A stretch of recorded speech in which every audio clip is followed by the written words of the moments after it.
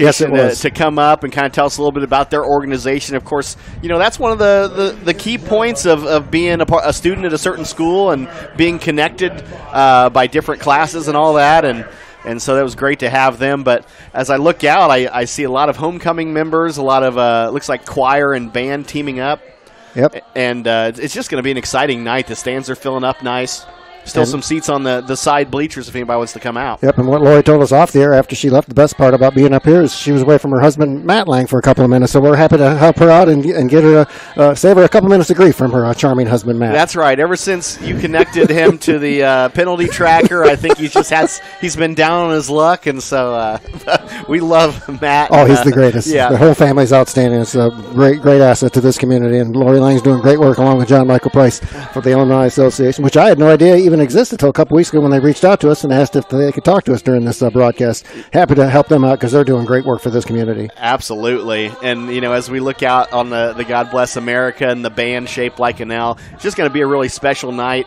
And I know that we'll probably get to talking to football after that.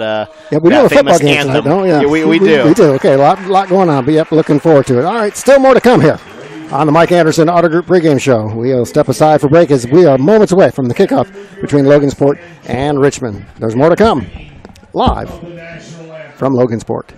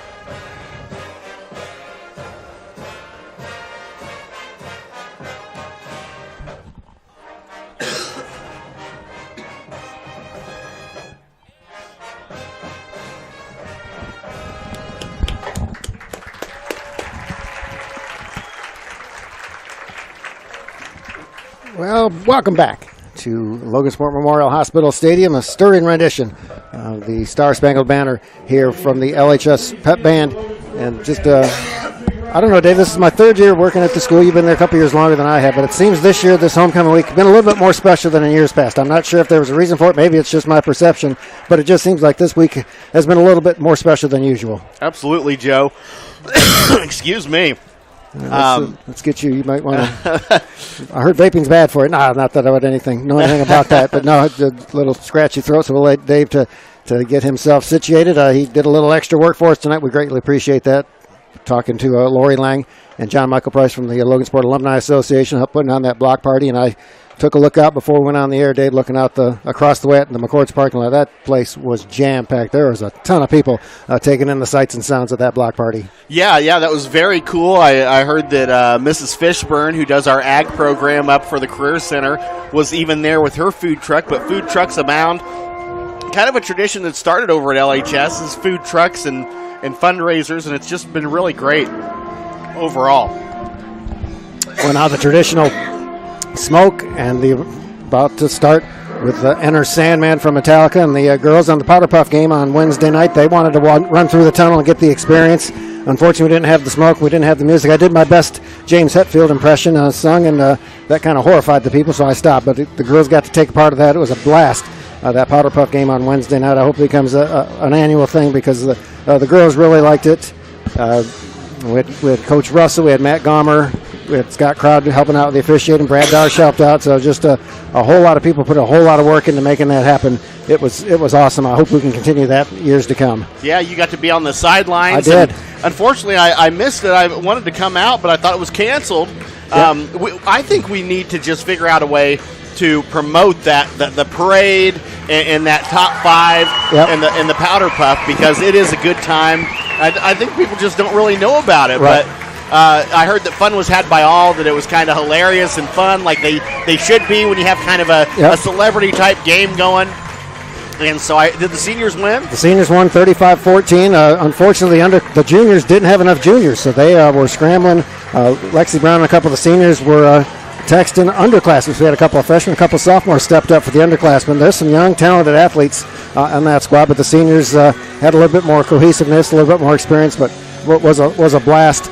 The girls really had a ball, and that's what it's all about. The kids had a great time, and that's all that matters. Well, I took to my girl, Lydia Goad. She was telling me how much fun it was, and, of course, she's going to be big for our women's basketball team this year.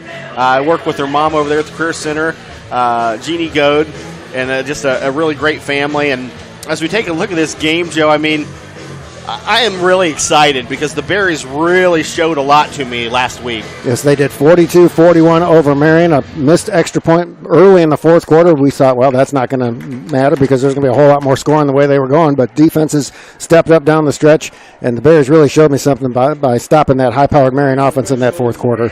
Yeah, I mean, the Berries all season long before last week, we weren't sure if the young offensive and defensive lines were going to be able to kind of hold up against these top-tier kind of NCC teams.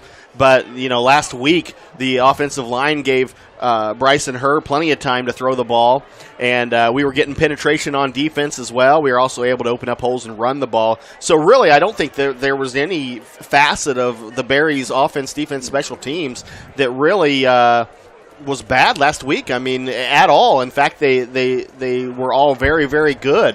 And, it's due to all the players playing as a unit, but certainly, Isaac Russell's been big all year, and I think even the emergence of Caden Walker, because he was everywhere last week. Yep, and he got banged up a little bit. Jackson Walker got banged up a little bit. Ryan Mullins, we saw him hurt his ankle, did not return, but he told me he's good to go, and he's fully dressed. I saw him taking part of the pregame warm-up, so he's ready to go. So the Logansport Berries in their home black jerseys, red numerals, trimmed in white, with the white pants. I don't know if we've had the black-white combination this year, Dave. I know they've usually gone with the all-black, but they're changing it up for homecoming. And Richmond with a little bit of Nebraska Cornhusker look with the white jerseys and red pants and those bright red numbers. Nice big numbers, so we should be able to see as the captains are at midfield right now discussing things. There's the coin toss, and we'll see what transpires. The way Logansport played offensively last week, if they win the toss, I would expect them to try and receive the ball and put their offense on the field first. And it looks like their official was looking toward the Logansport ball club, and so that we'll see who wins the toss, as the officials still giving no indication. And like I said, looks like Richmond has won the toss. So the Red Devils have won the toss, and they will take the football. So maybe they saw what Marion did, putting up 41 points. Coaching staff figures, hey, let's get our offense out there, see if we can get a good start. Yeah, it's going to be interesting here in these first couple possessions to see, how the Berries are able to handle this Richmond offense and then the Richmond defense. As we try to probably, get some points early. The question is, does Coach Johnson go with the unconventional kind of play calling he did at the beginning of the game last week, try to throw him off guard, or does he try to go just kind of traditional and see where that goes? Well, the good news is there's a couple of empty seats still here at LMH Stadium. The bad news, that line at the gate is long. It's extended way, way out there, so there's not going to be too many good seats here by the time we get underway. There's a long line waiting to come in. Is just taking advantage of the great weather. Our chief meteorologist, Echo Simpson, got a little bit of rain, but the rain held off. She told us that you guys go ahead and have that homecoming parade outside. It's not going to rain, I'm telling you. They didn't listen to her, so they moved it indoors. Of course, it didn't rain. But we did listen to her for the Powder Puff game. We played it, and as soon as the game ended, raindrops started to fall. But fabulous weather this week. I'm sure that's helping with the turnout here tonight. It's amazing, Joe. I mean, normally the way it goes is we have maybe 2 games in the press box where we're sweating and almost having heart attacks, and then it gets cold all of a sudden. But all year long, we've been able to be in T-shirts and enjoy this football. I mean, this has been the perfect season to be a Berries football fan. And as we get this kickoff going, let's see if the Berries special teams here in defense can keep this Richmond team at bay. Brandon Diaz to handle the kickoff for the Logansport Berries, and it's going to be a squib kick to one of the up back, fielded by the Richmond Red Devils, and he will take a knee smartly. Is Dominic Hermano, beg your pardon. The 4.5 font that Richmond has in their program. We're going to have that's the first of many mistakes. The over and under mistakes on Richmond is going to be about 11. So Smart money says take the overs. That print is really, really small. We're having a hard time seeing it now. What are we going to do when it gets dark? Yeah. For people who don't know, we have to kind of read the programs and get numbers and get names.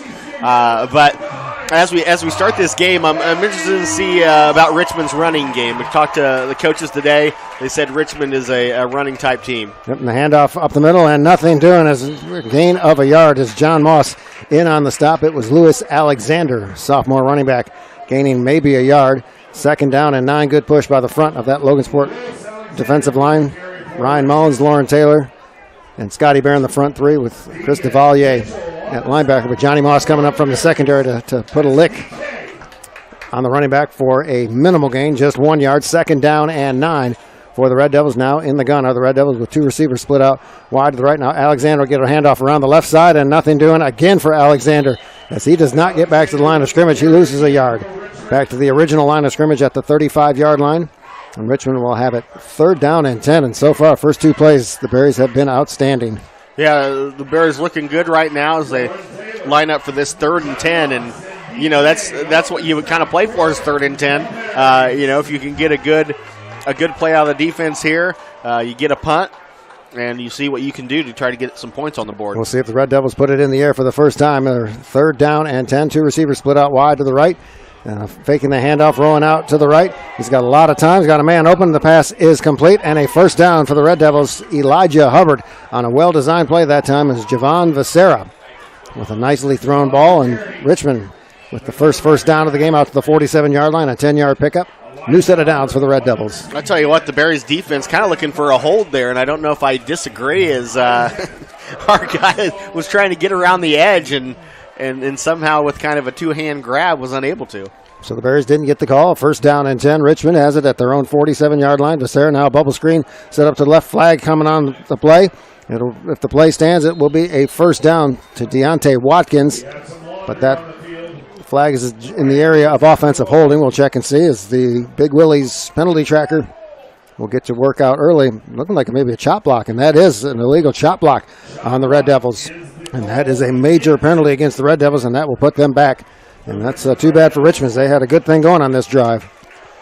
Well, it may have been kind of equaled out with what I thought, could have been a hold call, and now Richmond kind of pushed back here. So the Berries, they got a lot of promise here on this kind of first Richmond offensive drive, as this penalty has really pushed them back. Well, I thought a chop block was a 15-yard penalty, but they only marked off 10. Clay Scott was fooled as well. He thought a chop block was 15. I know it's 15 in the NFL, college as well, but high school must only be a 10-yard penalty. In any event, it's 1st and long for the Red Devils. 1st down and 20 at their own 37-yard line. Now 3 receivers split out wide to the left, and Becerra will keep it himself on a quarterback keeper, and he is hit at the line of scrimmage. Deegan Kitchen with a nice job as he took on a couple of blockers, pushed them into the back of Becerra, and then his teammates cleaned it up. DeValier in on the stop along with Scotty Barron. Loss of a yard. 2nd down and 21 for the Red Devils. The Richmond runner kind of looked like he ran into one of his blockers there on the left side, tried to roll out of it. By the time he got that roll, Bears defense already full head of steam to make that tackle. So Javon Becerra, 6-foot senior, listed as a running back and a safety in the program, but he's getting the start at quarterback for the Red Devils. Has 3 receivers split out wide to the right with Lewis Alexander in the backfield with him. Now he's straight back to pass. Is Becerra. The pass is up for grabs, and it is intercepted. What a job by Tate Strong, who went high into the air. Landed flat on his back, Dave Packett, but he was able to hang onto the ball. Great play by Tate Strong. Turnover for the Berries. Well, anytime I've seen Tate Strong on either the football field or the basketball court, he's had some great grit, and he's been big for the Berries wherever he plays, and that was a great interception by him. This team may be still riding high from those great plays of last week and just ready to get out here and stick it to them, and we'll see if they can do the same thing on offense. So the Berries take over in Richmond territory. 1st down and 10 at the Red Devil 38-yard line. Isaac Russell split out wide to the left. DeValier in the backfield with the brothers Jackson at the wingback position. Now handoff to DeValier straight up the middle. He's got a big hole, and they'll have a gain inside the 30-yard line, close to a 1st down. Great job by the big fellas up front on the left side as DeValier had a huge hole. And with that size and speed of DeValier, he doesn't need much. And now we're going to see. I thought I heard a whistle. Now they're going to bring it right back to the 38-yard line, so maybe no play on that one. I'm not sure. Yeah, what happened on that one? We haven't heard yet. Yep. The referee's kind of talking across the field. Perhaps they weren't ready, but then it's up to the official to, a lot of times, like they're doing right now, the umpires are on top of the football saying, no, we're not ready to go, gentlemen. We'll let you know when we're ready. But tough break for the Bears. That was a great opening play, but it is for naught. And perhaps looks like they're switching footballs. So maybe there's something wrong with the football that they used on that carry from Chris DeValier. Well, this game may go down as Deflategate here at LMH Stadium, but it is a very sad, Joe, because the Berries pull off a good kind of misdirection run up the middle, and Chris DeValier is just going to have to do it again. Yep, but that'll give Coach Johnson and his offensive staff some trust that the big fellas up front can open up the holes, and DeValier can get some yardage for the Logansport Berries here tonight. So we'll do it again. First down and 10, Logansport at the Richmond 38-yard line, 9:50 to go. No score here in quarter number one. Now Caden Walker, pitch out to the right side. He's got some running. He is tripped up, but not before he gets down to the 30-yard line. Gain of 8 on the play. Second down and 2 for the Berries. So you got about 8 or 9 on that play. That didn't happen.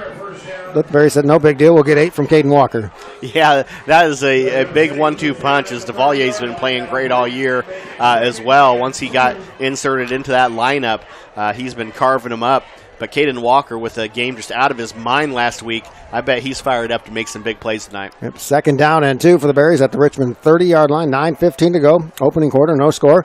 And off to DeValier up the middle. He is tripped up at the line of scrimmage. He falls forward, and he's going to be very close to the first down. And the official will give the Berries forward progress for a first down at the 28-yard line. So a new set of downs for the Berries, who have been very impressive here in the early going on offense and defense. Tell you what, those digital first down markers have made it really easy to see any down that they have as they've switched from the old traditional numbers to the digitals. But yeah, the Berries haven't had much trouble today in the game. Let's see if they can get a score on this drive. Russell split out wide to the left. Now Jackson Walker in motion to the left. He gets the pitch to the left, and he's got some running around the left side. DeValier with a lead block, springing Walker for big yardage all the way down to the 15-yard line. Nice job by DeValier. Just the big fellas on the left side gave him a little bit of seam, and DeValier did the rest to allow Jackson Walker a 13-yard gain down to the 15-yard line. Another first down for Logansport. 3 runs in a row, one right up the middle. That was kind of where's the ball going to? Yep. But then a couple of pitches, one right and one left. And, just blockers out in front, no real penetration by this Richmond defense. First down and 10. Logansport has it at the Richmond 15-yard line. Eyes across the split out wide to the left. DeValier gets the handoff up the middle. He's got some running room, and he may take it to the house. And he is in for a touchdown. Chris DeValier, 15-yard touchdown. And the Berries take an early 6-0 lead. I tell you what, as the coaches call for an extra point try, what a great run there by Chris DeValier. I tell you what, in high school, I don't know if it's how far we're away, but they do a great job of disguising their run. I'm always watching the balls with another group of people, probably because the defense swarms the wrong person. But Chris Anthony, then you look over, and there he is pretty much in the end zone. What a great number of plays there. No passes by the Berries and 6 points. Dylan Aham on to try the point after. Snap is good. The hold is good. The kick is up. And the kick is good on the scoreboard. Sponsored by Broadway Broadband. Powered by Miami Cass REMC. 8:45 to go. Quarter number one. Logansport on top. 7-0. As I told you, Dave, there's a long line of people waiting to get in. And they're starting to enter in to LMH Stadium, and there's Marisol Vieja, one of my former JAG students. Nice. Along with Alicia Watson, another former student of mine, made it in as this place is rapidly filling up. It's a great sight. You know, that's a topic we need to discuss during halftime, too, Joe, is just your JAG program. You know, we're going to have some extra time during halftime because of the King and Queen competition and all the pomp and circumstance of all the nominees. So maybe we can dip into JAG a little bit. I'd like to do that. Absolutely. I say it now because I'll forget. That's if, okay. if I don't say it out loud, then I'll forget. But the Berries, man, that first drive impressive.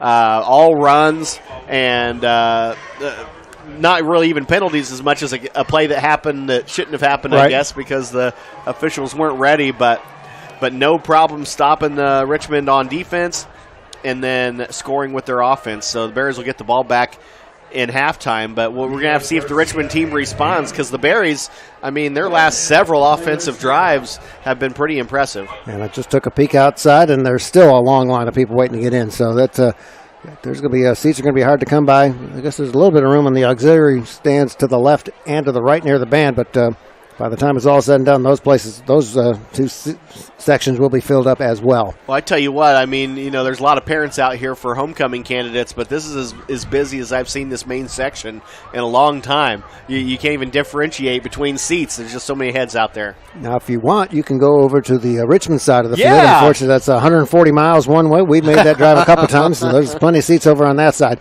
Now, fumbled on the squib kick, but Richmond will fall on it. Dominic Hermano, second time they've kicked to Hermano. Perhaps the Berries saw something on film that they could exploit there because they have not kicked it deep either time. Good starting field position once again for the Red Devils at their own 36-yard line. They had a decent drive put together in that first possession. The illegal chop block derailed that, so I'm sure the Red Devils would love to be able to clean up those mistakes. Yep. And see if they can put together a drive and get back that touchdown that they gave up. And once again, it is Javon Becerra, and that quarterback who's not listed as a quarterback on the program, but he is in with three receivers split out wide to the left for Richmond. Becerra in the gun. Now will keep it himself. The ball is up for grabs. It is loose, and I believe Logansport comes up with it. It is Chris Devalier coming up with it. As Becerra and Allen were in a read option situation and a little bit of confusion. The ball's on the turf, and the Berries come up with it. Their second turnover in as many possessions. Yeah, they had the three wideouts to the left, but they had the running back just kind of there with the line. The quarterback and the running back ended up kind of running together. Who knows if one of them thought the handoff was happening and one of them didn't think the handoff was happening, but the mess resulted in a Berries turnover here, or a Richmond turnover, and the Berries got the ball in great field position, Joe. Well, we got a text from Coach Shannon who says Becerra isn't a quarterback for Richmond because their normal quarterback, Jaden Shipp, is in street clothes, and you can see number 8 across the way in street clothes. So how does Coach Shannon do it? He just seems to have his eye on everything at all times. He's getting smarter over time. Back to pass is her. He's got time. He's got a man open. The pass is going to be almost for a touchdown. The pass hung up just a little bit for Jackson Walker, and Deontay Watkins came in and broke it up. Otherwise, that would have been 6 for the Berries. Credit Watkins with a great defensive play.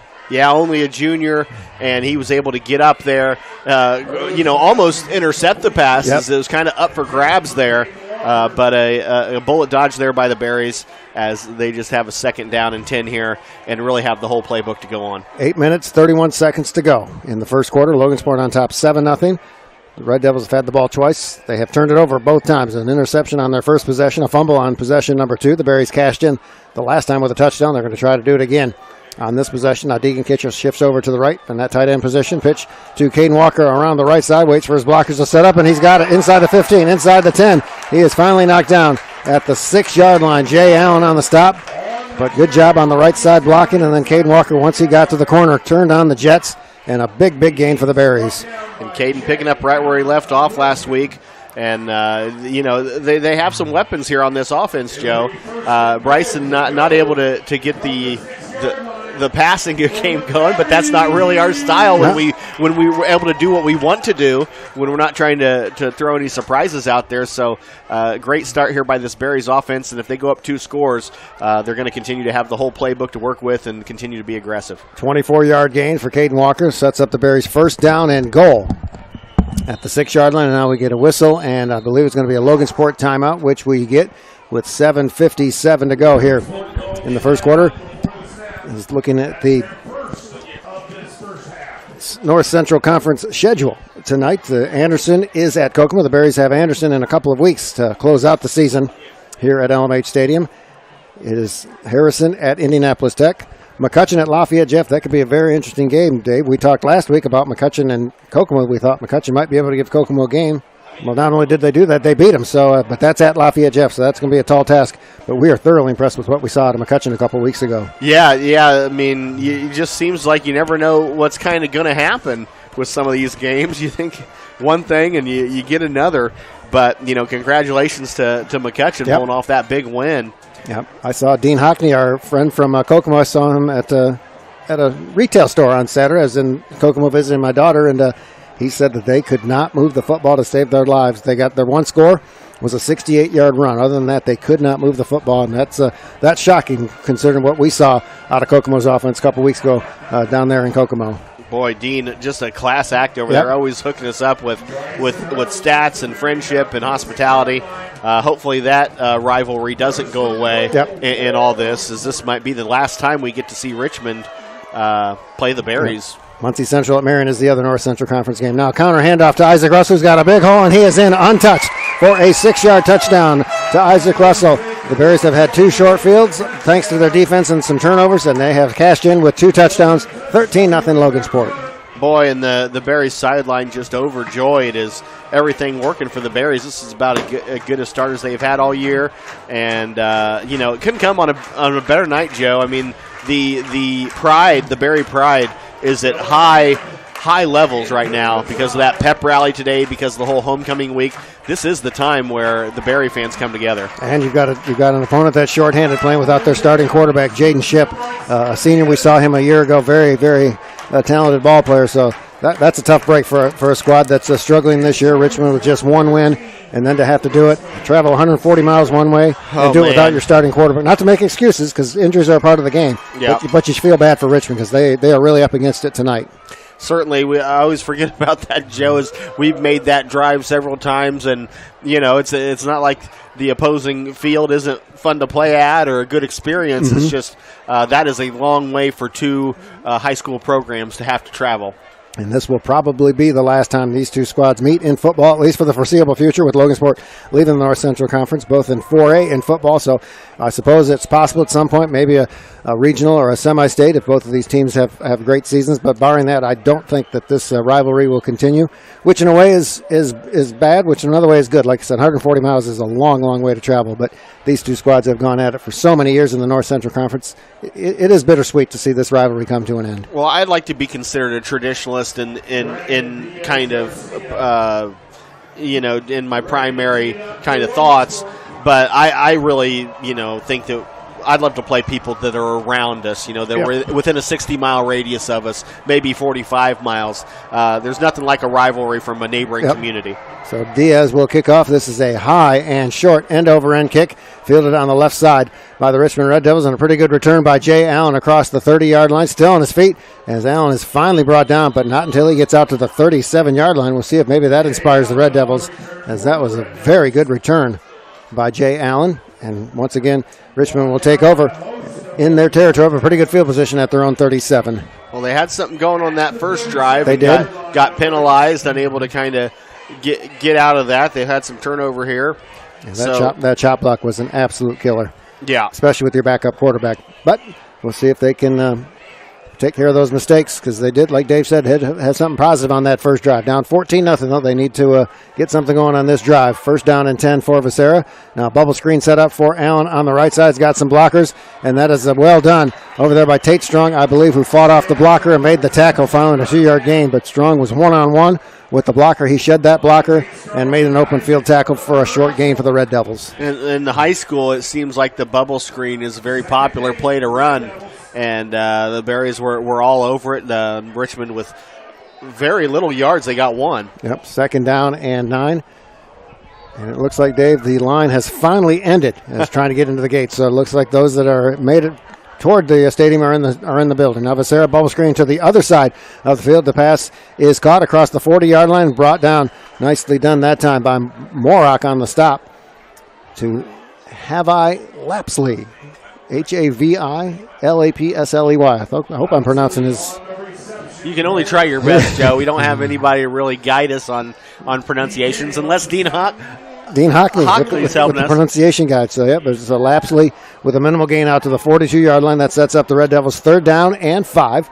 Richmond has it at their own 42-yard line. They have 2 receivers out to the right, and Varsity rolls out to his right. Has a man open. Now puts the pass and is incomplete.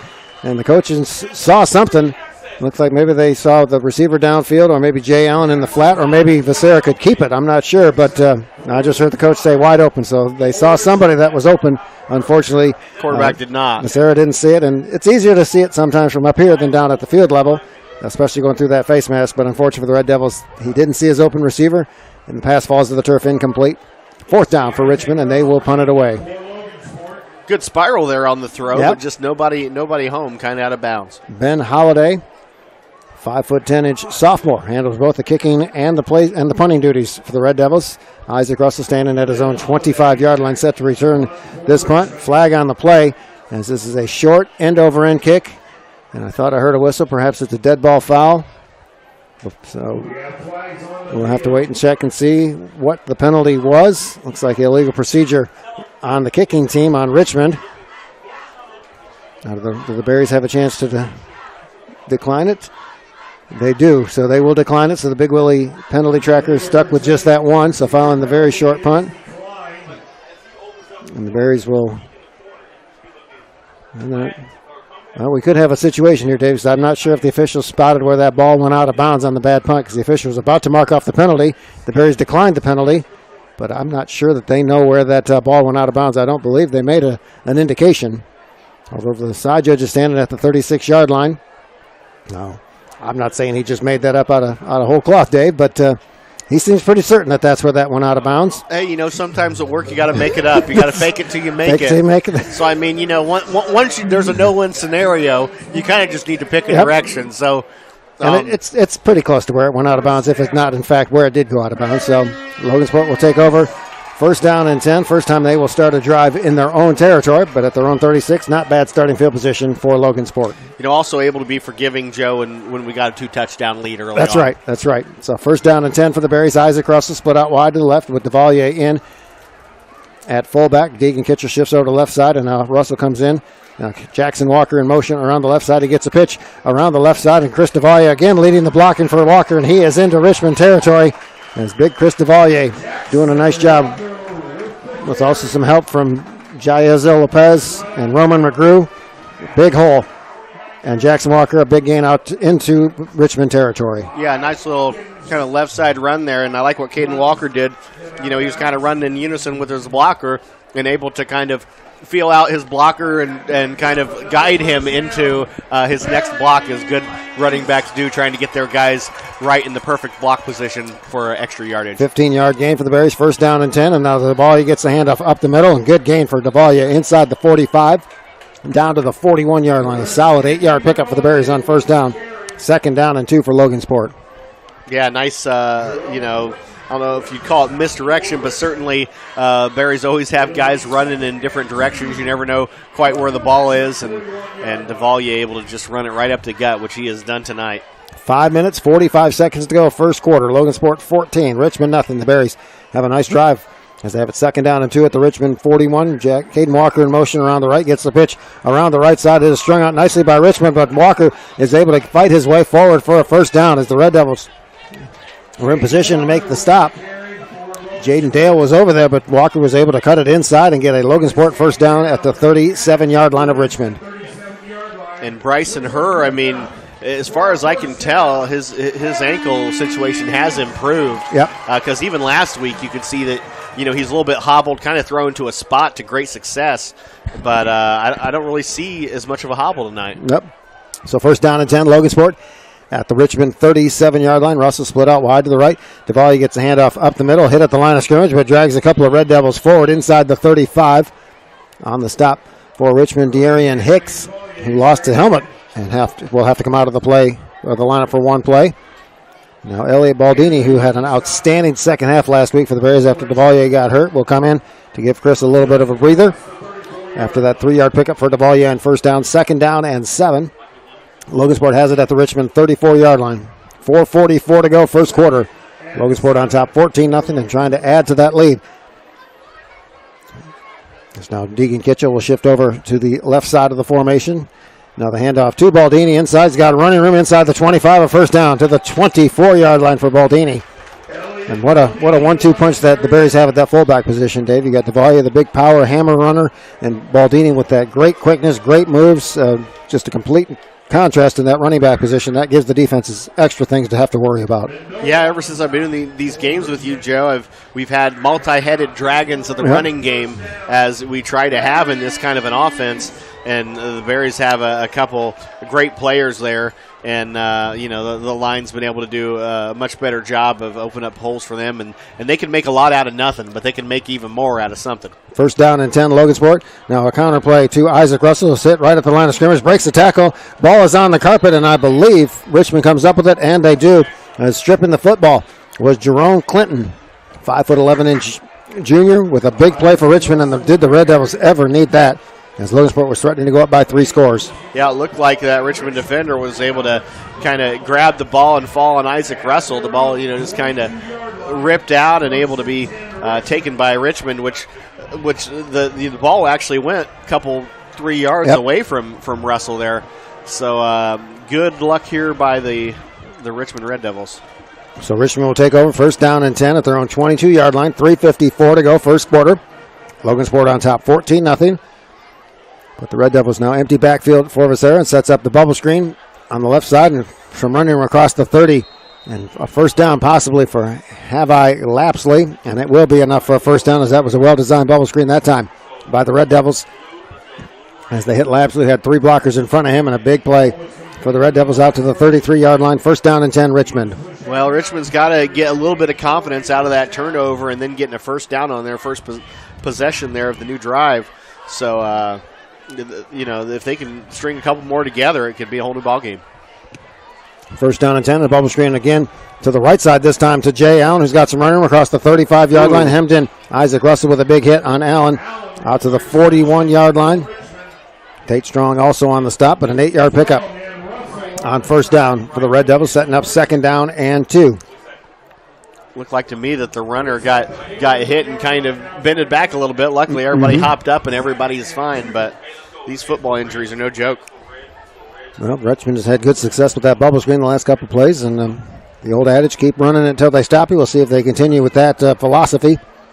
An empty backfield once again for Varsity with 3 receivers out to the left, so look for maybe a bubble screen out to that left side as Lapsley is in the slot on the left side for the Red Devils. Now they fake the bubble screen, and he's got a man wide open. Now Varsity pulls the ball back, now puts it up, and he's going to be thrown into double coverage, and it is intercepted by Isaac Russell. He's got some running room across the 30, across the 40, into Richmond territory, inside the 45-yard line, where he is finally brought down at the 40. Flag. And I'm not sure what Varsity was doing on that one, Dave, as he had an open receiver. Looked like he was going to have a connection. He pump faked it, and then by the time he threw it into double coverage. And an INT for the Berries. Third Richmond turnover. Yeah, that'll give a big headache to your football coaches, because it looked like he had somebody, and then all of a sudden, when he didn't have anybody, like you said, he tossed it up. And when you throw it up for grabs and the Berries actually have kind of a chance to get it, that's very dangerous, because we got guys that'll hop out of their shoes and get that ball. Isaac Russell able to do just that. Well, there are flags on the play following the return, so I would think the interception will stand, and it's going to be a illegal block on the Berries during the interception return from Isaac Russell. So the Berries won't have it nearly as good a field position, but still they do get it following the INT. As we're going to have holding on the Berries, the big and an unsportsmanlike conduct penalty on the Berries. And they're saying they gave the signal for an ejection, I believe. No way. He did the little with the you're out of here signal. And Coach Johnson. So a holding penalty on Logansport. That'll be a 10-yard penalty. So we got an ejection on the Berries. I'm not sure who it is going to be on for the Berries. We'll try to figure it out. It's the last name Davis. Mm-hmm. Well, I see Ryan Mullins walking toward the locker room, and he kind of slammed the fence as he went in. So not saying it was him, but perhaps it was. But there is an ejection, so 25 yards worth of penalties. Big Willie's penalty tracker, Logansport's first infractions of the night. A 10-yard holding penalty, a 15-yard unsportsmanlike, and an ejection.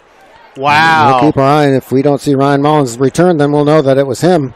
But the way Ryan was acting, certainly he gave his body language suggests that he was the one that was ejected. I'll tell you what, Mullins has been big all year. Yes, he has. And to eject somebody on homecoming night, it had to be a heck of an infraction. Had to. We didn't see anything. Of course, we were watching the football. We didn't see what happened away from the ball.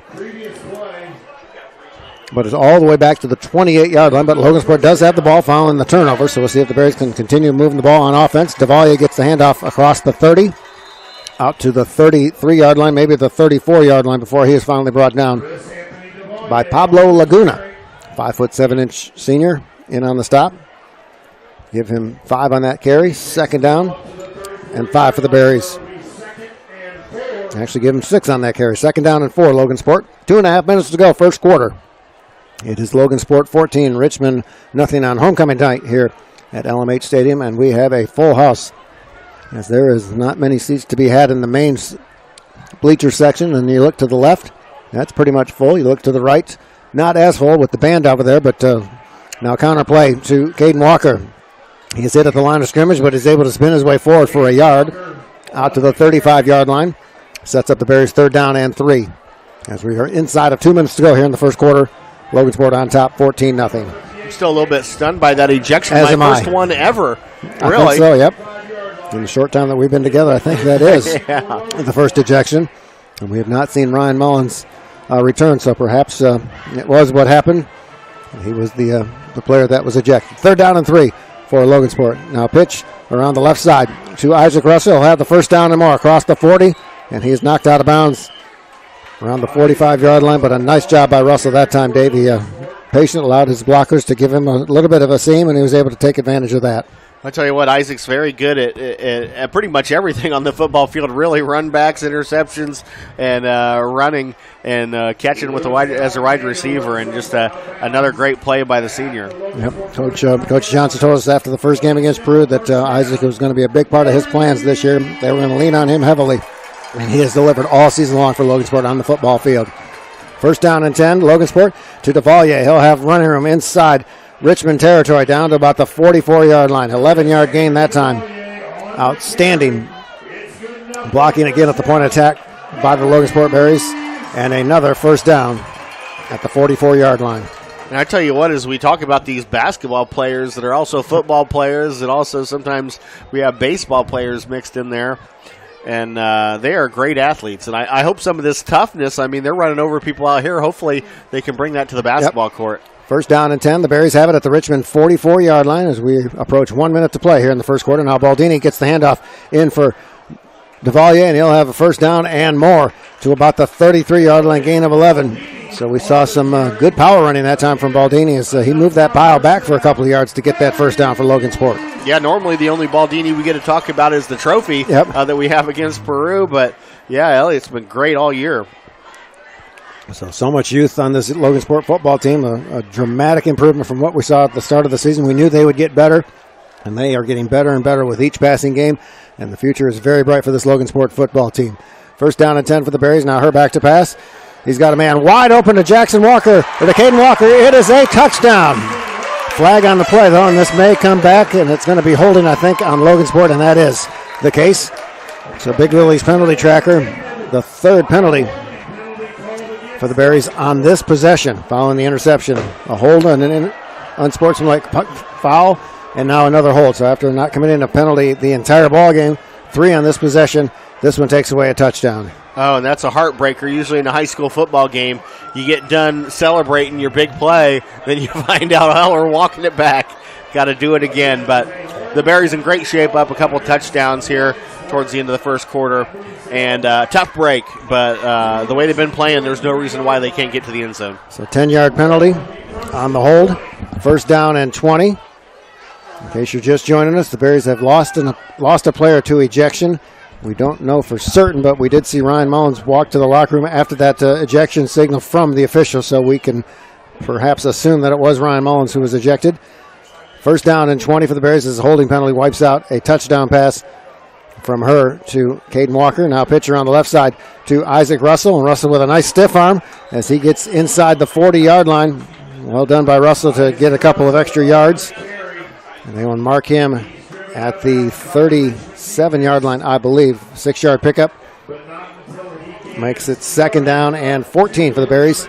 The line to make is the Richmond 23-yard line. 29.3 seconds to go, first quarter. Clock stopped as Russell was knocked out of bounds. So the Bears have to run at least one more play here in this first quarter. It's Isaac Russell in at the wingback position, and on the right-hand side, Caden Walker wingback to the left. Now her back to pass. And it's a fly pattern to Isaac Russell, and it is caught and Russell will have the first down inside the 20-yard line. We saw a very similar play like that a couple times last week against Marion, just a little bit of a flag route for Isaac Russell. Herb puts it up for grabs, and Russell runs underneath it, makes the catch. Yeah, we hadn't really seen that from her that I remember before last week, where he's kind of just seems to be throwing a tight spiral to a certain spot and letting his receivers go up and get him, timing those routes really good. But, Bryson's been throwing it well before, the receivers even in the area, and the receivers are able to get him. First down for Logansport. Baldini gets the handoff, and he is hit at the line of scrimmage, and he is knocked backwards, and he loses a yard back to the 16-yard line. Good push that time from the Richmond defensive line, and that might be the final play of the first quarter, down to 10 seconds to go, and Coach Johnson asked for his offense to come over to the sidelines. They will use this quarter break to discuss what to do on second down and 11. On the scoreboard, sponsored by Broadway Broadband, powered by Miami Cass REMC. We're through one quarter of play. Logansport 14, Richmond nothing. We'll step aside for a break.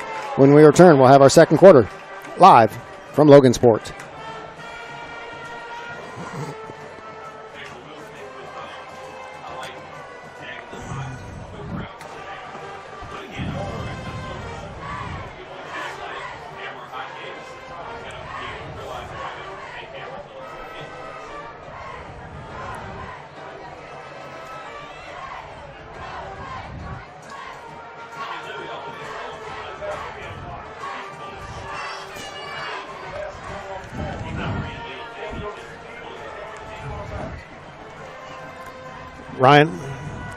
Ryan Mullins right there in the beige shirt. He got ejected. That's him right there. The gal with the pigtails, and he's just in front of her.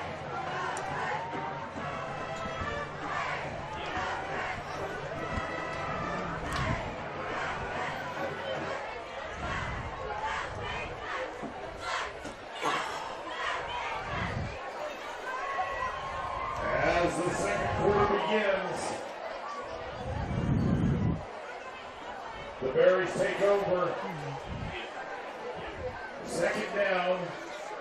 Thank you, Alan James. Welcome back to LMH Stadium. One quarter in the books. Logansport 14, Richmond nothing. The Berries have a second down and 11 at the Richmond 16-yard line.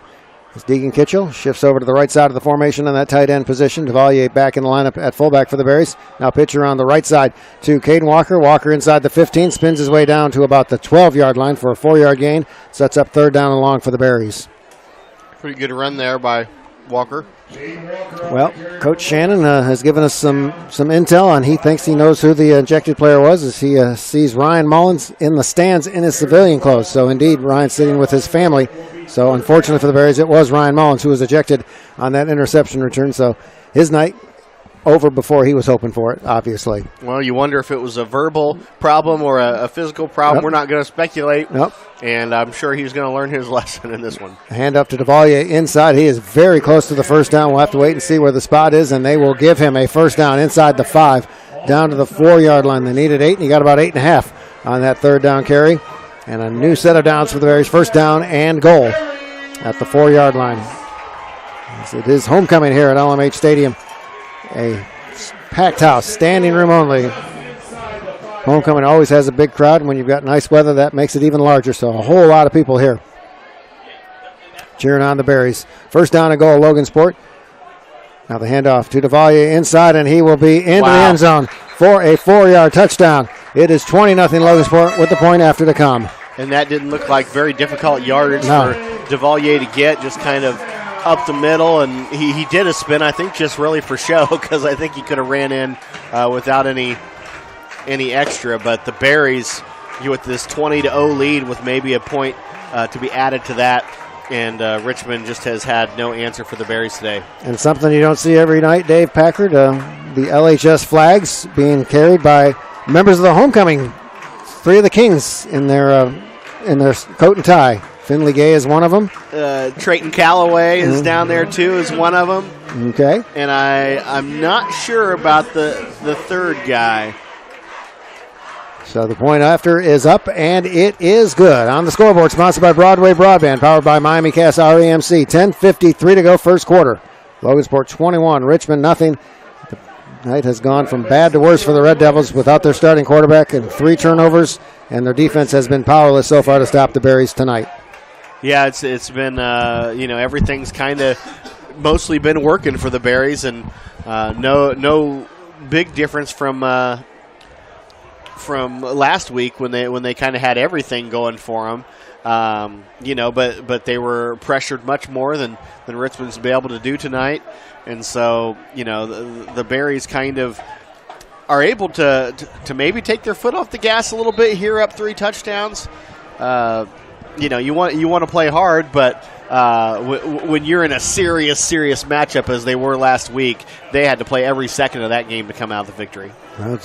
But then they try to get to a 35-point lead by halftime to get a running clock to echo your point, to shorten the game a little bit based on the grueling battle that was against Marion last week. And they had no problem against Indianapolis Arsenal this year either, where they did get that 35-point clock. So I would hope for them to try to do that tonight. So Brandon Diaz to kick it off. A high and short end-over-end kick. Jay Allen will field it at the 14-yard line, and Richmond will set up a return to the right. Now he cuts it inside and will be brought down across the 25-yard line out at the 26-yard line. John Moss in on the stop. And that's where Richmond will take over, first down and 10 at their own 26-yard line. I invite you to stay tuned for the Logansport Memorial Hospital Sports Medicine halftime show. We have gotten another fabulous guest who is here, and he was here early tonight. He was one of the first people in the stand, so I think maybe he was dreading have to talk with us and had to get mentally prepared and wanted extra time to get ready to talk to us. But he's one of our favorite guests, and so you'll recognize him right away. Or she, depending on, we want to keep that element of surprise. That's right. Good save. Good save, Joe. First down and 10 for the Red Devils. Now a bubble screen to Lapsley on the left side. He's got some blockers, and he'll have a first down. Now a holding penalty, as that was definitely a holding penalty that time from Jariah DeLucio. And the coaches are saying you didn't need to hold because it looked like he was already going to have the first down. But grabbing the shoulder pads of Isaac Russell was DeLucio, and that will be a holding penalty on Marion. And on Richmond, wiping out the first down for the Red Devils. And if we were to describe a bubble screen, I mean, basically you've got a guy out that's kind of like a wide receiver, but he's behind the line of scrimmage, right? And you're throwing right to him. He's got some blockers right away. I want to make sure if there's anybody who keeps hearing us say bubble screen but doesn't really know what we're talking about, it's just a long pass kind of the sideline behind everybody. It's kind of like a pass to a run. And they can always go to YouTube and type in bubble screen, or go to Google, do a Google search, so figure that out. Would people do that? They might, depending if they're really curious, for those that may not know what a bubble screen is. But, yeah, you're right. They set it to the receiver, and a couple of receivers are already on that side of the field with him. They become blockers out on the edge. So the penalty moves it back to the 25-yard line. It will be first down and 12 for the Red Devils. Now Becerra rolls out to his right, and it's got a man open, and it is caught. Nice stop that time, as it is Jariah DeLucio who makes up for that holding penalty on the previous play, and a well-thrown ball by Becerra, and that was a great coverage by the Berries secondary, but DeLucio was able to haul it in for a Richmond first down. And Becerra, not their normal quarterback, as we talked about earlier, so maybe he's getting into a little bit more of a rhythm here where, he was having trouble kind of making reads and throwing to the right guy, but he hit the right guy on that play. Hitting those bubble screens has given him some confidence. That was a confident pass that time. Now he'll keep it himself on a quarterback keeper across the 40-yard line. He is stopped right there. In on the stop, Jace Smith found a gain of 4 out to the 41-yard line. Second down and 6 for the Red Devils. 9:55 to go, first half. Logansport 21, Richmond nothing on homecoming here at LMH Stadium, as the king and queen will be crowned at halftime. And a tie for the gentlemen. Normally it's the top 5, but there was a tie, so there are 6 in, and one of those 6 is your impact student, Jacob Taylor. So we'll see how Jacob does during the voting. Now another bubble screen to Jay Allen around the left side, and a nice job by Deegan Kitchell coming from the weak side to bring him down, and we got a flag on the play in the area where the blocker was engaged with Isaac Russell, and it might be another holding penalty, and that's going to be the indication of another holding penalty. And I think it's DeLucio once again. He was one-on-one with Russell in the flat, and DeLucio called for his second holding penalty on this possession. I don't know if we should go into the rumor mill on the ejection front, but I was told by a source close to the sideline that possibly just a little bit too much speaking French out there, that it could have been a verbal thing that led to that ejection, or maybe a repetitive behavior that was not curtailed. Okay, well, the vast resources of Iron Horse Broadcasting is unlimited, so that comes in handy. So thank you to your anonymous source. That's right. For giving us some intel. 2nd down and 12 for the Red Devils. Becerra now sets up a bubble screen to DeLucio at the right-hand side. Breaks the tackle. Cannot break the second tackle, as that was Caden Walker to wrap him up after a minimal gain out to the 37-yard line. Gain of 2. It will set up 3rd down and 10 for the Red Devils. A good job by the Berry defense to kind of work in unison and get several people on that tackle. And now stoppage of play. I'm not sure what the... one of maybe an equipment situation with one of the Richmond Red Devil players. I'm not sure what's going on, as he was tackled inbounds. And now the clock will resume running. 8 minutes and 50 seconds to play here in the first half. Logansport 21, Richmond nothing. The Red Devils now have it 3rd and long, 3rd and 9 at their own 38-yard line. They need to get to the 47-yard line to keep this drive alive. 2 receivers split out to the left and 2 in the backfield with Becerra. And now Jay Allen goes in motion to the left. Now they set up a middle screen, but it is going to be brought down short of the first down, I believe, as they try to push him forward. Making the catch was Lewis Alexander, but he's brought down short of the first down, and decision time for the Red Devils as they have about 4th down and 3, and they look like they're going to go for it. And down 21-0, Dave, on this spot on the field, why not? Yep, if it was Coach Packard out there, he also would go for it. I would do the same thing. You got nothing to lose. Exactly. This game is totally going the wrong direction for you. So let's see if they can pick up these yards. This will be a big boost for them. Yep, 4th down and 3. So a big play here. Midway through the second quarter, Becerra will keep it on quarterback keeper, and he is close to the first down. He will fall forward for the first down. So good call by the Red Devils. As Dave Packard said, nothing to lose, down 21-0 with your backup quarterback on the middle of the field. And a first down for the Red Devils out at the 48-yard line. And the Devils with a quarterback that needs some confidence, and there's nothing like saying when they call your number, you get kind of a quarterback draw up there and able to get that 3 yards, which, he had to run for a little while to get those. 1st and 10, new set of downs for the Red Devils at their own 47-yard line. 3 receivers split out wide to the left. And a bubble screen to Jay Allen. This is thrown a little bit over his outstretched fingertips. Falls to the turf, incomplete. 2nd down and 10 for Richmond.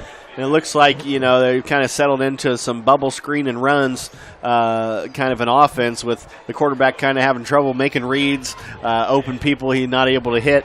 And and kind of throwing it up there for that last interception. So they're going with the sure-handed kind of bubble screens and the runs and trying to get that yardage that way, and it's working on this drive. 2nd and 10 for Richmond. 7:31 to go, first half. Logansport on top, 21-0. Becerra will on a quarterback keeper, and he is hit at the line of scrimmage, and he will be brought down for a yard loss that time. I believe it was Scotty Barron in on the stop. It was nicely done by Scotty for a loss of a yard. Makes it 3rd down and 11 for Richmond. Yeah, the Berries figured that one out, as our president George W. Bush once said, "Fool me once, shame on you. Fool me twice. I thought I told you not to fool me again." That's right. Well, Rochester, who lost last week to Peru, is taking it out on Northfield up 28-0 in the first half. Now Becerra under a heavy rush, and he is going to be brought down as Chris Devalier with a nice job. As I don't think that was a design run, Dave, but the Berries brought the pressure. And Becerra was chased out of the pocket, but was brought down for a loss back to the 46-yard line. A nice stop defensively by the Berries after Richmond had a pretty nice drive going. Set up 4th down and 12 for the Red Devils. Number 63, I wanted to give him a shout-out for kind of hobbling off the field there, but not only did they use 4-point font on this, but they shaded in the numbers. So it's hard to even read the numbers. Nice. Yep, so Khalil Leonard was the gentleman I believe Dave Packard was talking about in the shaded gray. Ooh. Punt. Isaac Russell will field it at his 25-yard line, makes the first man miss, and now tries to get the return out to the right side across the 30, across the 35-yard line, knocked out of bounds near the 40-yard line. So a nice return by Isaac Russell, and good starting field position once again for the Berries with 6:05 to go. Plenty of time to put some more points on the board before halftime. Isaac Russell always trying to make a big play and loves trying to run back kicks because he's been successful in that. And so when you have a lead like this, you're just licking your chops. Like, get me the ball, let it land as quickly as possible, let me make some moves. Unfortunately, Richmond pretty close to him when he caught the ball. He wasn't able to quite decide which way he wanted to go. First down and 10. Logansport at their own 40-yard line. 6:05 to go first half. The Berries on top 21-0. Devalier gets a handoff up the middle. Across the 45-yard line. Devalier still on his feet. And he will push the pile forward into Richmond territory for a first down. It looked like he was stopped a couple yards short of the marker, but he kept on pushing. An 11-yard gain, first down, Logansport. Yeah, and we don't get to see that too often where we're dragging other teams around, but Devalier decided to grip that ball tighter and drive those legs, and a great pickup there, first down. Logansport in Richmond territory at the Red Devil 49-yard line. Isaac Russell now split out wide to the right with Devalier in at fullback. Deacon Kitchell shifts over now to the right side of the formation, and the Berries jumped. Big Willie's penalty tracker, fourth penalty for the Berries for 40 yards here in the first half. Move the ball back 5 yards. First down and 15 for the Berries. I'm sure Coach Johnson will talk about that, I think, at the halftime, because that's really the only blemish on this Logansport first half are the penalties, including an ejection to Ryan Mullins. Yeah, it would be interesting to be a fly on the wall in any locker room talks with Coach Johnson, but this one will be particularly interesting as we've had a ton of success and, these penalties. First and 15 for the Berries. Devalier on a fullback dive into Richmond territory inside the 45-yard line. Now Markham just inches shy of the 44-yard line, but a nice gain for Devalier on first down. Set up second down and 5 for the Berries. I don't know if trash talk's kind of just built into football culture or what, but you gotta, with the amount of trash talk we probably get from Kokomo and some of those big teams that we play, I'm surprised we dish it out as well. Handoff to Devalier, breaks one tackle, cannot break the second tackle. He's going to be brought down short of the first down to the 42-yard line. 2-yard gain on second down, set up third down and 3 for the Berries. And Harrison and Arsenal Tech doing battle, and as you might expect, it's all Harrison, 28-0 early in the second quarter. And we will see that Harrison team next Friday night, Logansport's final road game of the regular season against the powerful Harrison Raiders, who are at Broad Ripple High School tonight, according to Coach Urban. That's where Indianapolis Tech is playing host to Harrison tonight. Third down and 3 for the Berries. Pitch now to Caden Walker around the right side, inside the 40, inside the 35, inside the 30, spins his way, and down to the 27-yard line. Good gain that time. 15-yard pickup for Caden Walker. First down and 10, Logansport. And that's a dangerous thing when you see Caden Walker coming kind of in that half circle around towards the sideline with a bunch of blockers in his way, able to easily get that first down. First down and 10, Logansport at the Richmond 28-yard line with 4 minutes and 15 seconds to play here in the first half. The Berries on top 21-0, trying to add to this 3-possession lead as Isaac Russell splits out wide to the left. And Elliot Baldini in at fullback. He'll get the handoff inside the 25-yard line. Baldini spins his way down to the 22-yard line. Good run for Elliot on first down. 5-yard pickup. Make it second down and 5 for the Berries. And I wonder if the Berries at this point able to maybe even call plays that they may need in certain situations in future games. You can be super aggressive, Joe, when you have a lead like this. So it'll be interesting over the course of the night what kind of extra plays we see, or even if we are able to put some subs in towards the end of the game. Second and 5 for the Berries. Jackson Walker in motion. Now Baldini gets the handoff inside. First down and more for Baldini all the way down to the 14-yard line. 8-yard pickup. And I just love the way he hits that hole, Dave, on that fullback dive. He gets to the line of scrimmage in a hurry. Yeah, and the special thing about him is a freshman. Yep. We've got a couple freshmen on this team that are really good, and I just can't wait to see this young team here in the next year or two and how they evolve. Yep, you got a sophomore quarterback, you got a sophomore fullback, you got Jackson Walker, a freshman. You got a lot of youth on this Logansport team. The future is very bright for this Berries football team. Now counterplay to Caden Walker inside the 10, inside the 5, and he is in for a touchdown. 14-yard Caden Walker touchdown. It is 27-0 with the point after to come. And that's just become a thing that we just say over and over. Caden Walker touchdown, as that kid's been able to do all kinds of stuff on the football field this year and has really stepped up. And the Berries tack on another another touchdown, if they can kind of make the math right, one more touchdown might be a running clock for this game. You can't say enough about the big fellas up front, Dave, as there have been holes galore, regardless of the fullback dive, counterplay, pitch to the outside, either side of the formation. It doesn't matter. That O-line is doing great work. Yeah, it's real hard to make a great run if the defensive line is penetrating. Exactly. And so the Berries doing a great job up front, and it's good to see. The snap is good. The hold is good. The kick is up, and the kick is good. On the scoreboard, sponsored by Broadway Broadband, powered by Miami Cast REMC. 3:14 to go. First half, Logansport 28, Richmond nothing. It has been all Logansport. Richmond had a pretty good drive to open the game. That chop block seemed to spell doom. It has been a different game ever since then as they turned the ball over on each of their first two possessions. Logansport cashed in on two short fields, up 14-0, and Richmond has not been able to get out of that hole. Yeah, it's just watching this game, the Berries just haven't had to use a whole lot of energy to even get what they've got. This Devil team seems to be just not really firing on any cylinders tonight. No. They've had just a kind of a few big plays in here or there, but the Berries really dominating this game so far. Well, the Kokomo Wildcats, who lost to McCutcheon last week, are taking it out on the Anderson Indians. 27-7 Kokomo at the end of one. And I did not envy Anderson having to play Kokomo after that loss last week. I figured Kokomo would want to exact some revenge, and boy, are they ever, at least through one quarter of play. Yeah, when a good team gets beat, the next team suffers. That's for sure. There we go on that. And Kokomo is a very good football team, no question about it. And the Berries are becoming a very good football team in their own right here late in this season. Now, line drive kick is fielded by one of the Richmond upbacks, and he'll cut it to the outside. And he's going to be brought down shy of the 35-yard line, but that was well done by Jaden Dale as he caught that on a line and fielded it cleanly and took off and got Richmond decent starting field position at their own 35-yard line. Yeah, there's a little bit of juking and jiving by that Richmond return man, but the Berries are very quick, and so if you don't move from a location very quickly, if you're just kind of standing there trying to pick a side, they're going to get to you, and the Berries able to use their quickness to get that tackle. So we'll see what the Red Devils can come up with. Still a lot of time, and I believe they have all three of their timeouts left here in this first half with 3:08 to go.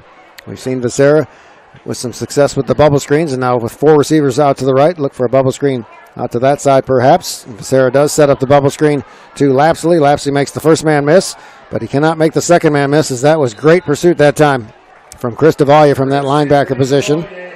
But a good gain for Richmond on first down out to the 40-yard line for a 5-yard pickup. Second down and 5 for the Red Devils. Yeah, it seems like Richmond always keep a running back kind of close to the quarterback for the possibility of that handoff. But a lot of bubble screens going here, and you wonder if the Berries are going to, kind of jump that bubble screen at some point. Second down and 5 for the Red Devils. Becerra in an empty backfield. Now bubble screen to the other side of the field to Lapsley. Lapsley has a first down and more into Logansport territory. Lapsley still on his feet inside the 40, inside.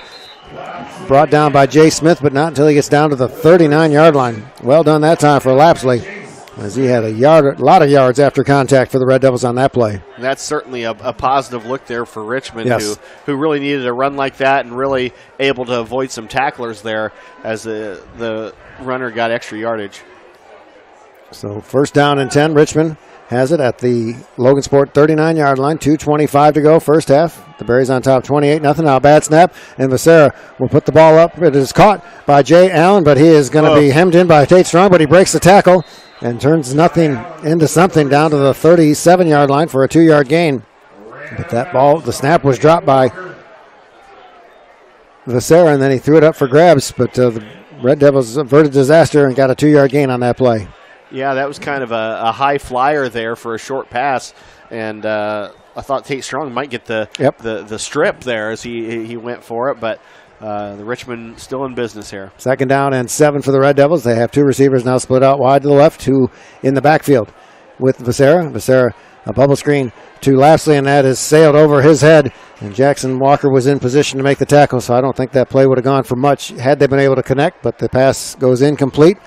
It does stop the clock for the Red Devils. 1:41 to go first half, but now sets up third down and 8 for Richmond at the Logansport 37-yard line. And as this game, continues to kind of get out of reach, 4 touchdowns ahead, you start to see the homecoming court of all the different clubs and things lining up across the way in their best dressed things, and it's going to be a great evening here at halftime. Third down and 8 for Richmond. Now Becerra spins out, rolls out to his left. He's got a man open, and the pass is going to be caught by Lapsley for a touchdown. As the breakdown in the coverage that time for the Berries, as Lapsley was wide open, and a 37-yard touchdown pass, and the Red Devils are on the scoreboard for the first time. Yeah, the Red Devils with kind of a new guy at quarterback. He's been unable to hit those wide open streaking receivers, but there's been a few throughout this game. But on that one, clearly the man that he needed to go to, and he threw a strike right on the money. And, Richmond, if they had any life in him, this is the start of something. Javi Lapsley on the receiving end of that 37-yard touchdown pass, and the Red Devils will go for two, down 28-6 with 1:32 to go here in the first half. And a tight formation, a couple of fullbacks in, or a couple of tight ends in for Richmond. Now the handoff to Alexander on the right side, and he is in. Lewis Alexander for the two-point conversion. And the Red Devils feeling a whole lot better about things now. Down 28-8, still a long way to go, but much better than they were just a couple of minutes ago. Yeah, it's maybe the commentator course as I started to talk about homecoming and said this thing might be out of reach, but the Red Devils able to get on the board, and all they need to do is get some stops on defense. They might be able to get back in this game, but the Berries, I'm sure, will get kind of motivated now to try to get even more of a lead, and Coach Johnson and his staff are looking for people that they need to motivate out there. Well, a good sign on the sidelines. Braden Packard, no relation, still not dressed, but doesn't have that heavy knee brace that we saw on him last week. So perhaps he's on the mend, and maybe he'll be available before the season comes to an end. Yeah, football is such a grueling sport, Joe. Oh, yeah. Particularly in high school where you're just, exhausted from everything that a teenager goes through. So to not be able to play in games, the games are about the only time where it's really super fun out there. And so hopefully Braden Packard can get back on the field. As Dave mentioned, the King and Queen candidates in the homecoming court lined up across the way, and we've been to homecomings where it has been miserably cold or rainy or windy, and those poor gals in their evening gowns dealing with inclement weather. Not the case tonight. Just a fabulous, fabulous night of weather as Echo Simpson dialed up another beautiful Friday night for high school football here in north central Indiana. Yeah, every time I think about homecoming now, because of the games we've been to, I've thought about the bad weather homecoming games. So this is the perfect night. You want your team to have a lead. It's not always the case, but the Berries up quite a bit here. Now Dale will squib kick, and Deegan Kitchell fields it at the 35-yard line, and he's got some running across the 40, across the 45, still on his feet, and a nice return that time from Deegan Kitchell out to the 49-yard line. And a minute 27 and 2 timeouts. The Berries have time to maybe put some points on the board before halftime. Well, that would be really good, kind of stop this Red Devil comeback where it started. And, we got about a little under 90 seconds here on the scoreboard going into halftime, up 28-8. But the Berries would really love to get that couple touchdowns more and get that running clock and really start to put them away. Deegan Kitchell had a busy week as he was the winning coach in the Powder Puff game on Wednesday night, coaching the seniors to a 35-14 victory. Now counterplay to Caden Walker. He's got some running room inside the 40, inside the 35, and he gets to the corner, still on his feet, and he's finally knocked out of bounds at the 23-yard line. Inspired run that time from Caden Walker, and he gets out of bounds to stop the clock with 1:18 to go here in the first half. First down, Logansport. And that's always big to get out of bounds there, and as everybody kind of comes down the field. But now the Berries very close to the red zone scoring position. 29 yards on that run from Caden Walker, and now we get a flag on the play, and it's going to be offside on the Richmond Red Devils. Big Willie's penalty tracker. The fourth penalty for the Red Devils for 35 yards. Logansport with 4 penalties for 40 yards. So 1st and 5 for the Berries. And the ball inside the 20 now will be spotted at the 18-yard line. And Logansport still with 2 timeouts left, so plenty of time for Logansport to get that touchdown that they just gave up right back here late in this first half. Logansport up 28-8. Now counterplay to Jackson Walker. Walker inside the 10, inside the 5. He will have the first down. The clock will stop temporarily to allow the chains to move as they mark it at the 6-yard line. Nice gain for Jackson Walker. 12 yards on that carry. 1st and goal for the Berries. And the clock restarts after the chains have been moved. 1:05 to go. 1st and goal for the Berries. Isaac Russell split out wide to the left. Chris DeValier in at fullback. And DeValier gets it on a fullback dive inside the 5. And DeValier will fight his way into the end zone for a touchdown. 6-yard run for Chris Devalier, his third touchdown in the first half. And the Berries up 34-8 with the point after the come. Well, I don't know how many minutes that took for them to go from Richmond touchdown to a Logansport touchdown. But that was darn quick, as there's still 56 seconds left in this game, Joe. And the Berries extend that lead again. Only one touchdown away from a running clock. And they're now holding the LHS flags are three of the senior members of the Powder Puff team that were victorious, 35-14, led by Lexi Brown, who put together that Powder Puff game. She did a great job. And let's not forget what Deegan Kitchell did on this drive, Dave, that great kickoff return to give them great starting field position, which led to the touchdown. Absolutely. The Berries will go for two, and it is, speaking of that man, Deegan Kitchell catches it on the pass from Bryson Herr. 2-point conversion is good. And the Berries back up by 28, 36-8 with 56.2 seconds to go. What an offensive performance for the Berries these past 2 weeks. 42 points against Marion last week, 36 first-half points against Richmond here tonight. The Berries continue to give this crowd what it wants on this special night. And I saw one of those flag bearers, too, Kira Walker, who was in my my impact class with Jacob Taylor, one of the top six. That's right. This year it's usually top five, but there must have been a tie somewhere. There are now 6 gentlemen and 5 ladies up for homecoming king and queen tonight. Well, it wasn't me, because Jacob Taylor came to my class campaigning for votes, which is, you're supposed to do, and passed out candy to the students. Guess who didn't get candy? I'll give you a hint. Joe Stetz was the guy that didn't get candy. So Jacob Taylor did not get my vote. I don't have a vote anyway, but even if I did, he would not have gotten mine, because he passed out candy to everyone in the room except for me. And his response, we didn't ask for candy, Stetz. Well, I have to ask for candy? Just look at me. Don't you know I love candy? That's right. But no, seriously, Jacob's a great dude, and I wish him well, and all the candidates. Great job representing the high school this week, and may the best man and gal win tonight. 56.2 seconds to play, first half. 36-8, Logansport on top. Diaz to kick it off, and now a squib kick handled by one of the Richmond upbacks across the 40-yard line, and he is going to be tackled at about the 42-yard line. Zach Washington did a nice job as he fielded it cleanly on that high bounce off the turf. And the Berries defense will have to come up with a stop here late in this first half, as Richmond, as we saw in that last possession. Quick strike ability, and 48.6 seconds to go. Plenty of time for the Red Devils to try and get some points on the board before halftime.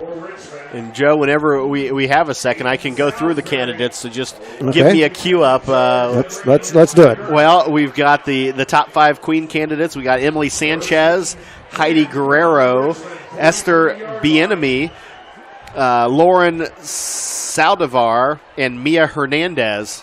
Okay. And then we'll get to the Kings maybe after this play. First down and 10 for Richmond, so we'll get the King candidates after this play. And John Moss says, Dave, I want you to talk about them now, because I'm going to jump into the neutral zone, and you go ahead and mention the dudes running for King. Now, and I just want to mention that Esther is the sister of Ephraim Bieneme, who is a sophomore on the team, a tight end and linebacker. But those top 6 Kings, Omar Ruiz, Finley Gay, Ivo Padilla,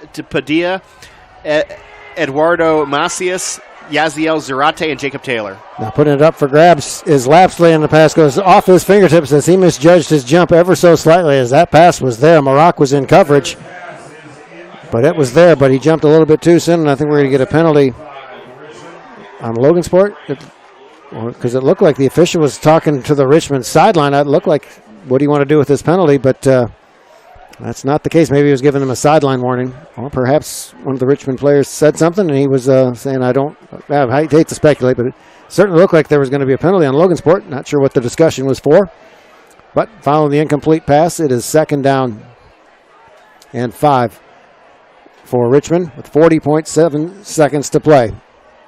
Now, if they set up a middle screen to Alexander, he'll have the first down in Logansport territory inside the 45-yard line down to the 44-yard line. The clock will stop to allow the chains to move.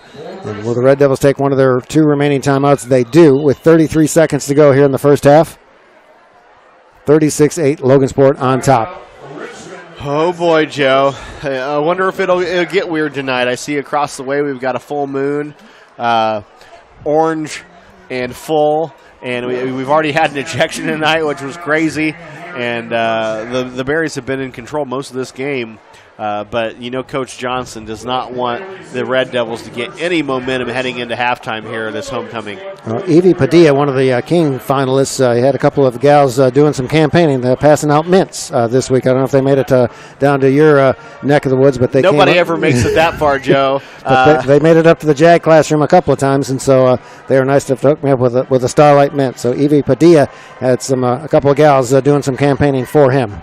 Yeah, and I thought maybe he might have been the third guy that was running around with the flag unconfirmed. I know he was part of the pep rally this afternoon at the Berry Bowl. I know Evie was involved with that as well. But that's coming up here on the Logansport Memorial Hospital Sports Medicine halftime show. Coincidentally enough, coming your way at halftime here with 33 seconds to go first half. Logansport 36, Richmond 8. The Red Devils have a first down and 10 at the Logansport 44-yard line. And they have one timeout left, so Richmond still has time to maybe do some damage before the half comes to an end. Vasero rolls out to his right, and he is brought down for a loss. As Chris DeValier from the weak side brought him down to the 45-yard line. Richmond, I think, will spend their final timeout, and that's not what the Red Devils wanted to do on that play, as they lose a yard, and they had to burn their final timeout with 25 and a half seconds to go here in the first half. Logansport on top 36-8.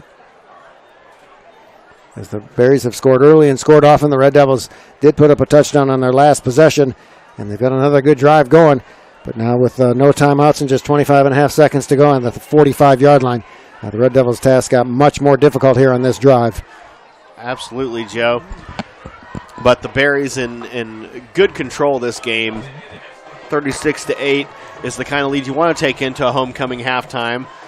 So pretty much a perfect night here for the Berries, or what they might have wished for. And now we're going to get a chance to see whether or not Richmond can make anything happen, because not getting points here is going to be really tough to come back in the second half. So second down and 11 for Richmond. So they need to get a first down or get it to the sideline to stop the clock on this play. If they get tackled in the field of play, they are going to have a hard time getting off another play before this half comes to an end, and I'm sure that's what the Red Devil coaching staff talked about during that timeout. Now the ball is loose on the turf, and Logansport, I believe, comes up with it, and they do, as there was miscommunication. It looked like they were going to hand the ball off to Alexander, but they bobbled the snap and they fumbled it, and Chris Martinez comes up with the recovery for the Berries. Fourth Richmond turnover of the first half with 22.1 seconds to go, and Logansport near midfield. We'll see if the Berries maybe take a shot here late in this half. I believe they have one timeout, if not two, remaining here in this first half. See what their best 22-second offense. They've got to go about half the field to get to that touchdown, but everything's kind of been working. Let's see if Bryson Hurd gets a chance to air it out once on this drive. Looks like the Berries... or they go in victory formation. Might have it, as Isaac Russell is tight formation. Now they'll pitch it out to Caden Walker, and a halfback option pass, and it is almost caught to his brother, Jackson Walker. Passes a little bit too far, as Isaac Russell was wide open down the field, but Caden Walker under heavy pressure, no chance to throw the ball deep. Tried to hit his little brother Jackson. Pass falls to the turf, incomplete. 2nd and 10 for the Berries. Yeah, I like the gadget play between the Walker brothers, but unfortunately Richmond was all over that play, and it's hard to execute when people are all over it. We have a halftime score from the Crater. The Caston Comets 34, Culver 6. So a great first half for the Caston Comets. A great first half here for the Berries. Up 36-8 with 17 seconds to go. Now counter play to Caden Walker, who's got some blockers in front of him inside the 35. He is brought down at the 32-yard line. The clock will stop to allow the chains to move, and the Berries will take a timeout with 10.2 seconds left to go. So the Berries still have time. Not much, obviously, with just 10.2 seconds to go. But at the 32-yard line, Hur's got a strong enough arm to get that ball into the end zone here before half comes to an end. Yeah, Joe, it's quite a kind of conundrum here. As you got 32 yards to go. I mean, not that we're in any jeopardy, but 10 seconds left. So really, you maybe got time for one more play. The way a lot of these plays go, and you wonder if they're just look for a run and hope that it kind of breaks, or they take a shot down here in the end zone. I would prefer the latter. I'd love to make this a 35er before halftime. Tippy Valley 21, West Lafayette 6. So Tippy Valley, an outstanding football team this year. West Lafayette not as strong as they've been in years past. Still a formidable opponent. But how good is Tippy Valley to put a 21-6 lead on West Lafayette? And Harrison, no surprise, with a 38-0 lead over Arsenal Tech at the half. And so the Well, I thought the Maverick Dale Lau did us a favor by leaving us a pen in the equipment after he borrowed it last week, but he gave us a pen that had no ink. Yeah, I ran out of a little ink over here. But that's okay, Dale. That's all right. So her back to pass. Now for Isaac Russell. Russell will make the catch, and he is knocked out of bounds to stop the clock with 4.6 seconds to go. Time for one more play for the Berries down to the 13-yard line. So they'll take a shot into the end zone here on this play with 4.6 seconds to play. Yeah, it'd be weird if they kind of ran all these plays and then decided not to go for it and just kind of run it out. They're right in scoring position. It's going to be really interesting to see if they can pull this off. And they've had great offense all night, so no doubt if the line can give a little bit of time or open some holes. You got to think that they're going to pass on this, though. I can't imagine a 12-yard run in this situation. So we'll see what the Berries come up with. As that's the pen that you normally use, Dave. So I want to let you stay with familiarity. Your lucky pen. So her rolls out to his right. He's putting it up for the end zone, and the pass is going to be incomplete. The man was open, but her was under a bit of pressure, and he's rolling out to his right, and the pass falls to the turf incomplete, and that will do it for half number one. On the scoreboard, sponsored by Broadway Broadband, powered by Miami Cast REMC. Our halftime score: Logansport 36, Richmond 8. We will step aside for break. When we return, we'll have our Logansport Memorial Hospital Sports Medicine halftime show live from Logansport.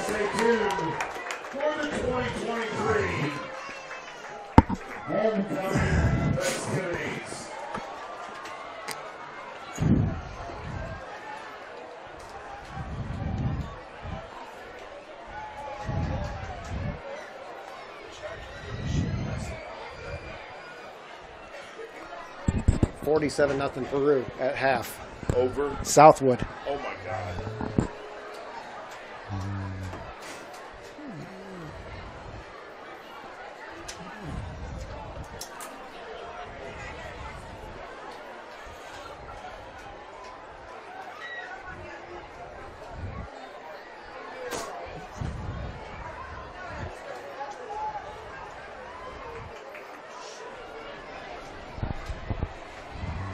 Good evening, Berry fans, and welcome to the 2023 homecoming game.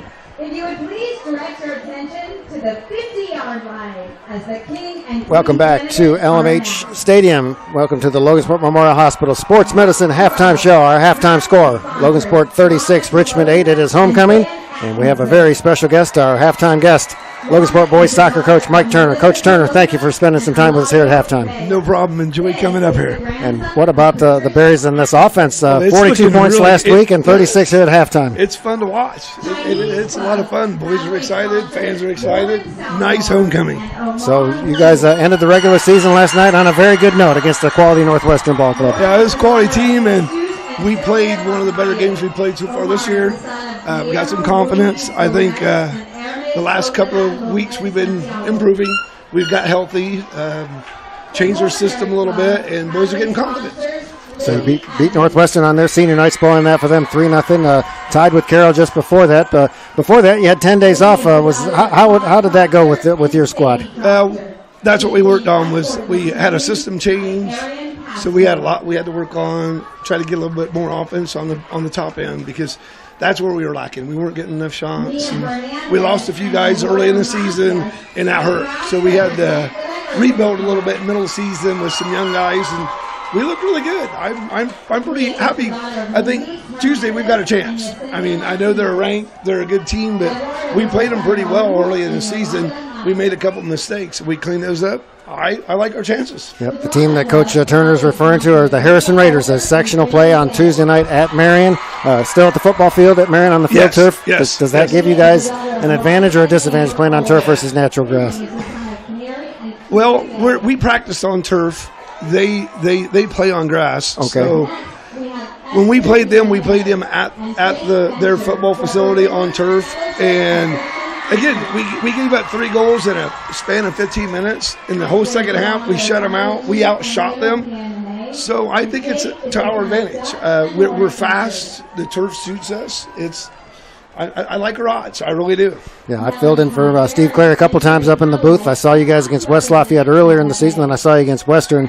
And what struck me about that Western game was just the athleticism of your team. You guys got a lot of speed, a lot of quickness, and Western picked their poison because they just could not seem to match up with you guys. Yeah, and early on in the season, that we had that, we just couldn't find it. You know, the confidence wasn't there, and it just took a couple of licks. Once we figured it out and we started getting confidence, they realized their abilities. As I said, we looked really good at Carroll the other night.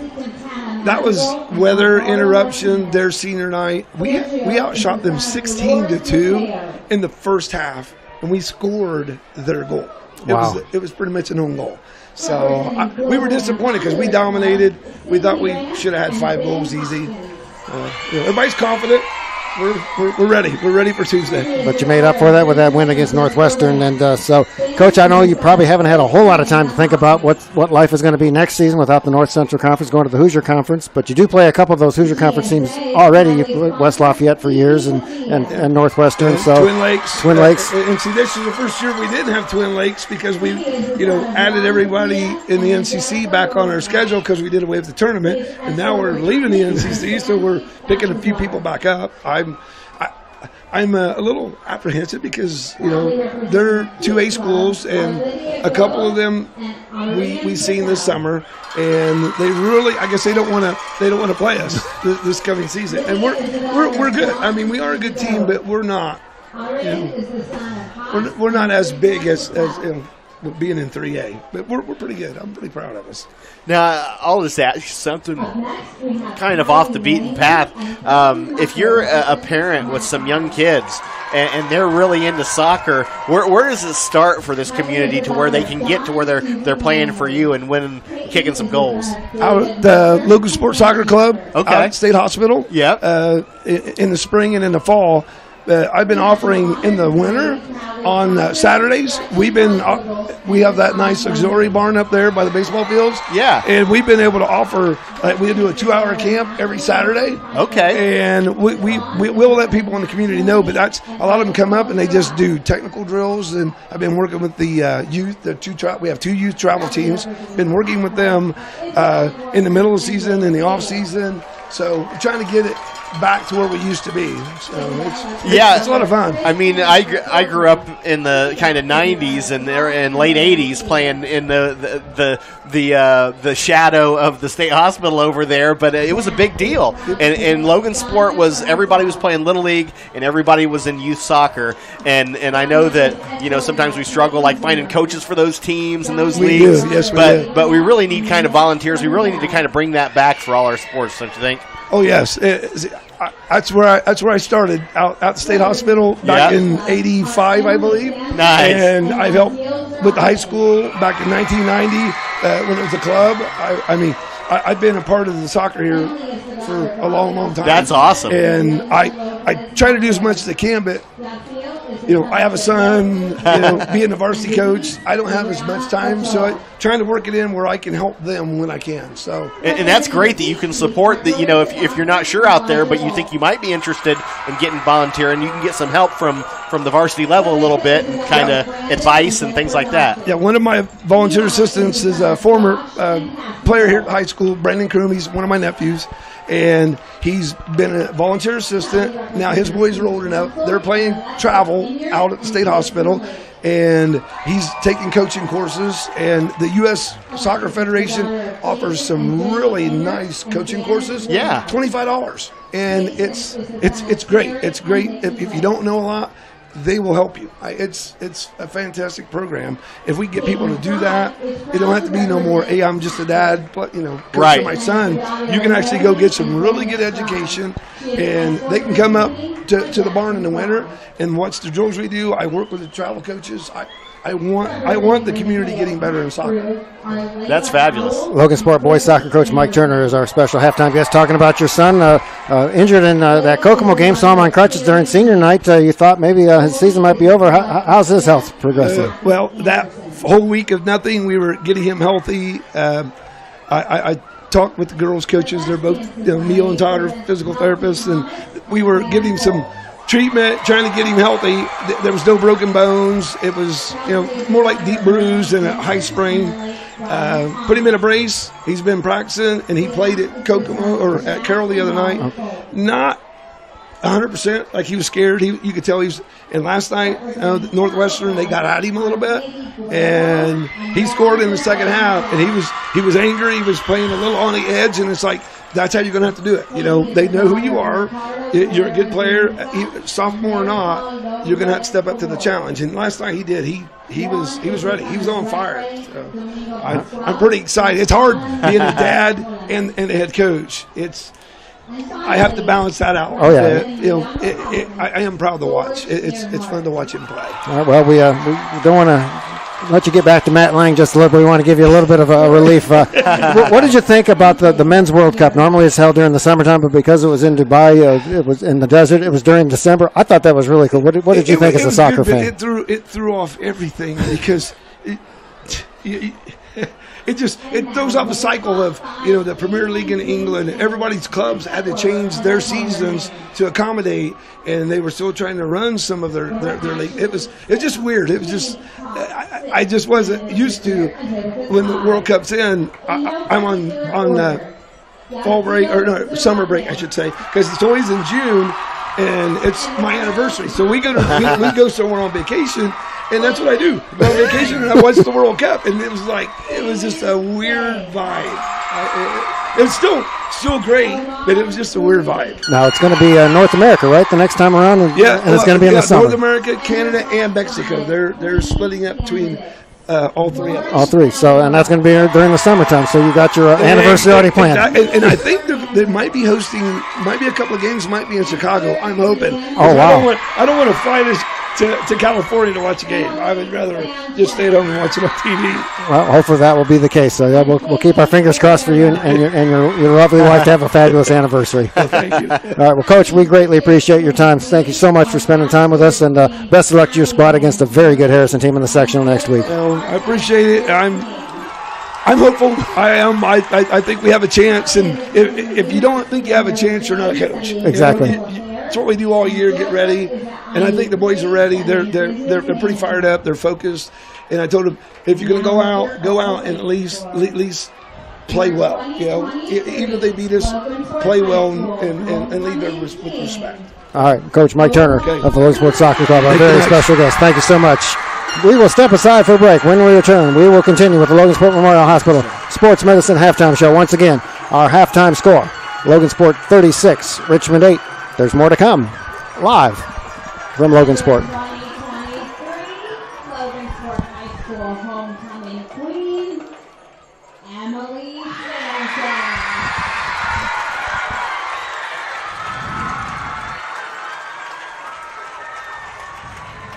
Thank you to all candidates and supporters.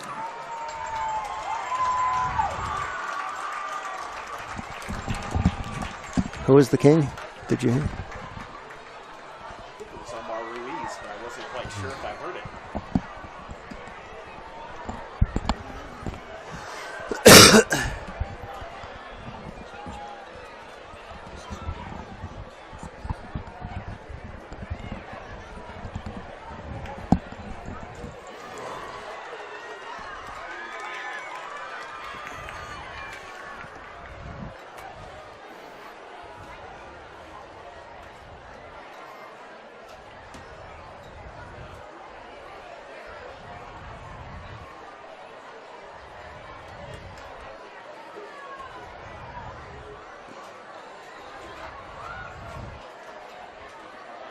Some scores from other games in the North Central Conference.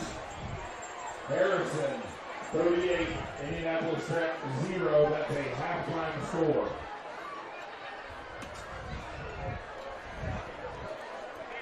Thank you very much, Alan James. Welcome back to LMH Stadium. We continue with the Logansport Memorial Hospital Sports Medicine Halftime Show. Special thanks to Logansport boys soccer coach Mike Turner, our special guest, as he talked about his squad's regular season and their sectional matchup on Tuesday at Marion High School, taking on Harrison. We do have a score.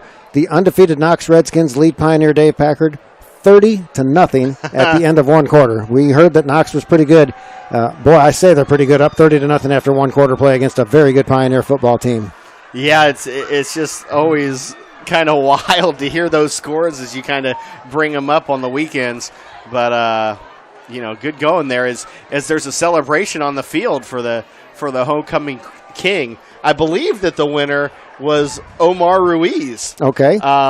We weren't able to quite hear when they kind of announced the king fully, and I know that the queen candidate that won was Emily Sanchez, and I will certainly have their clubs for us here in a few minutes. Okay, I'll give you a chance to work on that. We also have another halftime score. The undefeated Peru Tigers at 6-0 on the season. They lead Southwood at halftime 47-0. So running clock for the Peru Tigers in the second half, and they will probably go to 7-0. They had not been 6-0 since 1983 when a young Joe Stetz was beginning his sophomore year of college. So that was a long time ago, so we wonder how long it's been since Peru was 7-0. Dave, when we saw Peru opening night, we were thoroughly impressed with what we saw. I'm not sure we thought they'd be this good 7-0, but not surprising what we saw opening night with that talented Peru Tiger Ball Club. Yeah, I mean, the Peru teams that we've seen just kind of across the board have been really good here in recent years. And it was, they were a tough opponent for us, as they always are. And so hats off to Peru. They've got good programs running over there. And hats off to the Logansport Berries offense, defense, and special teams in that first half, 36-8 on top of Richmond. Chris DeValier with 3 first-half touchdowns. Special teams getting it done with Deegan Kitchell with a great kickoff return late in that second quarter that allowed the Berries to put their 5th touchdown on the board, went for 2 and made it. So this is a team that really has seemed to have found its groove offensively. Putting up 42 against a good Marion team seems to have just sparked their confidence, and they have just taken to the next level here tonight. I mean, it was unbelievable last week to see, Marion with literally some giants out there, and Logansport able to kind of use their quickness and just fire on all cylinders to get that win, and they really had to grind it out. Even with everything going right, they were just grinding, and I think today we saw a little bit of that quickness that they're relying on as they are to the ball very quickly. And we got confirmation from Principal Jones that it is Omar Ruiz and Emily Sanchez as the homecoming king and queen this year. Emily for the Spanish club and Omar for the Chinese club. So you got to think Mrs. Guan is all over that, and she's probably down there taking pictures as she's a beloved figure here. She's one of the coolest people you'll ever meet. She did a little dance during the pep rally today, and it just thrilled the students. One of the most beloved people in the entire community. Just a fabulous lady. Yeah, she was lip syncing some Taylor Swift today. That's right. When they had a Taylor Swift lip syncing contest at this pep rally, first time for that, and nobody will ever forget how Mrs. Guan showed out with her shades on. A couple notes here, stat wise for the Berries.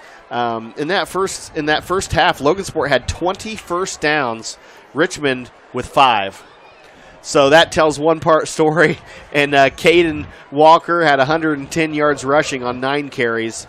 DeValier 82 yards on 12 carries. Not a whole lot of passing for the Berries in that first half, but they pretty much rolled. The defense let one touchdown go, but otherwise it hasn't really seemed close tonight. And they haven't needed to pass the football. As the old adage in football, keep running until they stop you. We saw the Red Devils with that bubble screen with some great success. They continue to run that, and the Berries have not. Berries with that running game, no need to change, especially with those big fellas up front are blocking.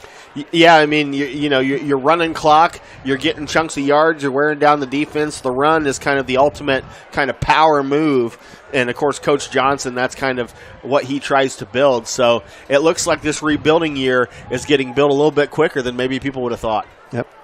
And we got a word that Flory Badunga, the superstar from Kokomo, the basketball player headed to the University of Kansas, he's the homecoming king at Kokomo. So Kokomo enjoying their homecoming. So Badunga, I bet, coming from a different country, that's just got to be the coolest feeling. And from everything we've heard about the kid, it seems like a level-headed, mild-mannered kid. So congratulations to him and the Kokomo Wildcats with their homecoming. Caston with their homecoming with a big lead. Logansport with the homecoming. So teams, at least with the homecoming tonight, enjoying themselves very much. And hopefully, Badunga, that he gets accidentally driven to Bloomington, Indiana, is what I would like. But we imagine he's going to maybe go out of state. Yeah, I think he's headed to Lawrence and the University of Kansas. My alma mater, Michigan State, got involved in the recruiting process. Your alma mater, IU, did as well. But for not, Bill Self got himself quite a player.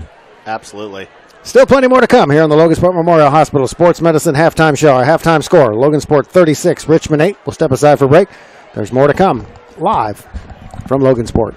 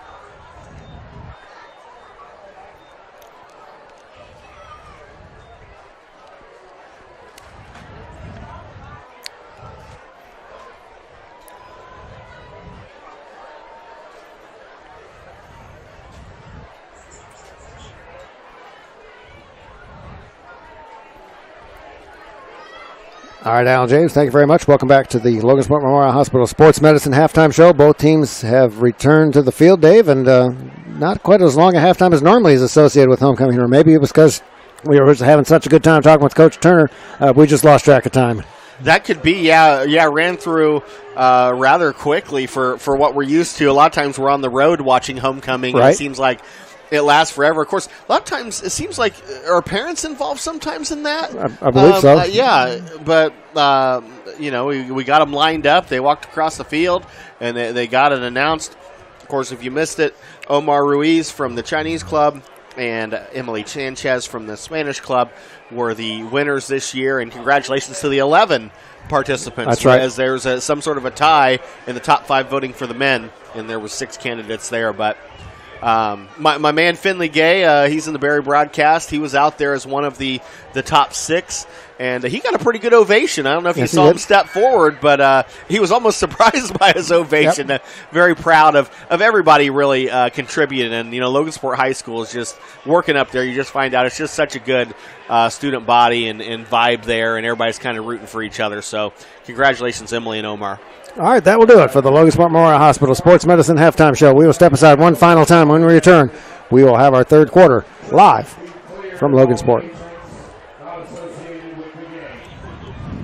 Please head back to the stands and sing and cheer on the Berries to victory.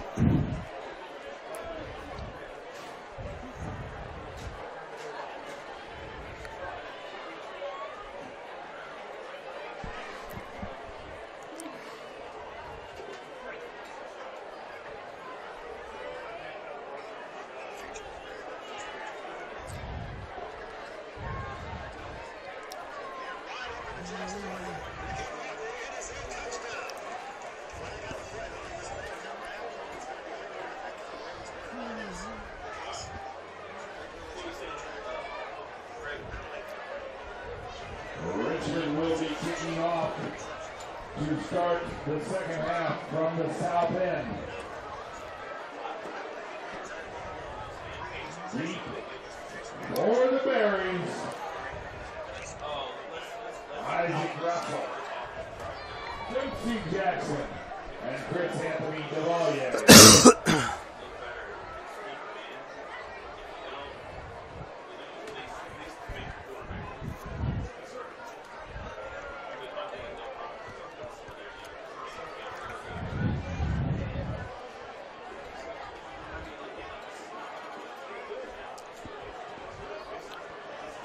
Thank you very much, Alan James. Welcome back to LMH Stadium. The Berries will get the ball to start our second half. 36-8, the Berries are on top. And Major League Baseball scored a pass along. Bad news for my man, Matthias Regan, who's a big New York Yankee fan. The Royals of Kansas City lead the Yankees 7-0 in the first inning with just 1 out. So the Royals are pounding it on the Yankees, at least in the early going. Here, 36-8, Logansport on top of Richmond. The Red Devils to kick it away, a high and short kick. It is going to be fielded by Tate Strong at the 25-yard line. He'll take it straight up the field to the outside, straight across the 35, across the 40, and he finishes the run as he puts his shoulder into the tackler for Richmond over on the sideline. Jaden Dale got the worst of that collision. Great job by Tate Strong. Good field position for the Berries to start this third quarter. Yep, starting off where we kind of left off, and if Logansport can get up 35, there's a running clock in high school. So, the Berries, if they score on this, we may have a shorter game than anticipated. But, the Berries haven't been really stopped in a significant way yet tonight. We'll see if Richmond can pull off something. Now her under heavy pressure rolling out to his left, and there's a big stop for the Richmond Red Devils on first down as a sack. It is De'Arian Hicks. Lost all the way back to the 32-yard line. Loss of 10 for the Berries. Makes it second down and 20. Coach Johnson was aggressive on that first play call, wanted to try and set the tone here in the second half, but Richmond said nothing to him with a big sack. And second down, actually a loss of 9. So second and 19 for the Berries. Still long down the distance for Logansport here to start this third quarter. Yeah, a couple deep receivers just kind of getting back to the huddle there. And so that was just kind of a great play there by the Richmond defense. Second down and long for the Berries. Now counter play to Jackson Walker, and he is hit right at the line of scrimmage, and he is brought down for a loss. So great defense for the Richmond Red Devils to start the half. 2 plays and a loss of 10 yards for the Berries. Third down and 20 for Logansport. Well, if the Red Devils are going to get back in this game, they're going to have to do it now, and it starts with their defense getting a stop and a turnaround score. That would really shift some momentum in this game. Yeah, you would think that Richmond can't give up any points here in the second half if they're to mount any sort of comeback. Down 28 points here, 36-8 with 10:40 to go in our third quarter. We'll see what the Berries dial up here. Third down and long. Now her back to pass under heavy pressure, sets up the screen to DeValier. DeValier makes the first man miss, but he is tripped up by the second tackler. Nicely done over there by the Richmond Red Devils linebacker Mason Lamb. And a gain out to the 38-yard line, and Lamb took the worst of that collision as he is down. And he's going to have to get some medical attention from the training staff for Richmond. Clock stop with 10:25 to go here in the third quarter. Logansport on top 36-8. And we do have a halftime score. Knox 43, Pioneer 8. So that's a 35-point Knox lead. So a running clock at Royal Center in the second half. That was a 7:30 start time to allow Knox time to get down from US 35. But did not see that coming, even though Knox is undefeated and a very good team. You wouldn't think Pioneer would have a running clock against them at home, but Knox must be legit. Yeah, the way these scores come across the line, I just can believe about anything anymore. But what a difference in points that is. And unfortunately for Richmond, Mason Lamb is still down on the turf, and he is not even moving. Looks like they're looking at that right leg of his.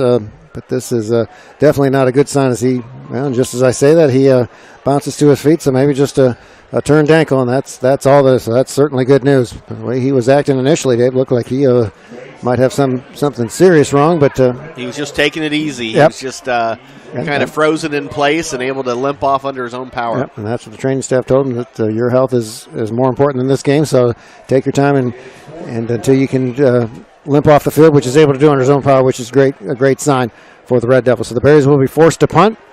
You wouldn't think Caden Walker would fake it, although he's got great athleticism and great speed. We saw him with a fake punt last week, but that was on fourth down and much shorter. This is 4th and 14, so he's going to have a huge hole if he's even going to think about punting. But I'm sure he does have that option. Coach Johnson puts a lot of trust in his punters, both Bryce and Herb. And now Caden Walker, since Herb hurt his ankle. Now Deegan Kitchell shifts over to the right side. We'll see if there's some trickeration going on. And Caden Walker thought about it, and he will kick it away, and it will go off the side of his foot and out of bounds. Not a bad job. Caden took a couple steps and took a long look at it, but there was no chance he was going to get a first down. Wisely kicked it away and turns it over to his Logansport defense. Yeah, it looks like he tried to hit Brian Strong down there in the sidelines. Yep. Is it about landed about where Brian's standing there around about the 34 or so. We'll see where they spot it. Brian was hoping to get it to the 34, but they're going to move it up to the 39. So Brian was trying to get an edge for his ball club, trying to get him a couple of extra yards. But the officials said, Mr. Strong, we are on to you. And they're going to spot it at the 39. That's where Richmond will take over first down and 10. 10:18 to go, third quarter. It's been a successful homecoming night for the Berries so far, up 36-8. And their defense trying to come up with a stop as Richmond's defense rose up on their first series of downs here in this third quarter. Now bubble screen set up to Lapsley on the right side across the 40-yard line, and he is hemmed in. Good play over there by Morrock. Landon Morrock on the stop. Minimal gain for Lapsley. Actually, more than that, they say his knee got all the way to the 45-yard line. That was across the way. Got more yards than I thought he did. 6-yard pickup on first down for the Red Devils. Second down and 4. Inside of 10 minutes to go here in the third quarter. Berries on top 36-8. Now the Red Devils with 3 receivers split out wide to the left. Alexander in the backfield with Becerra. Becerra has been in the gun all night long for this Richmond offense. Now he'll hand off to Alexander. Alexander is stopped at the line of scrimmage, but breaks the tackle, and he gets into Logansport territory and has a first down. So a good hard run that time from Alexander, who looked like he was going to be stopped right at the line of scrimmage. And he was able to fall forward for a first down. As there's a member of the homecoming court, our very own Matthew Paul's daughter, Gretchen Freifogel, who was one of the courts, and her picture was in the paper today, Dave Packard. I don't know if you saw it. They had pictures of the homecoming parade that was moved inside due to fear of weather on Wednesday, and Gretchen had her picture in the paper. Very good. Well, she's been doing great in high school so far. No question about it. Vasera bubble screen now to Lapsley. Good gain for the Richmond Red Devils to the 43-yard line, 6-yard pickup. Make it 2nd down and 4.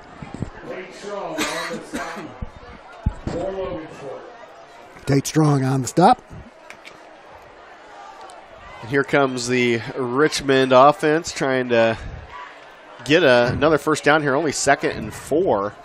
So we'll see. They can kind of run or pass here. It looks like it might be a handoff to the right side.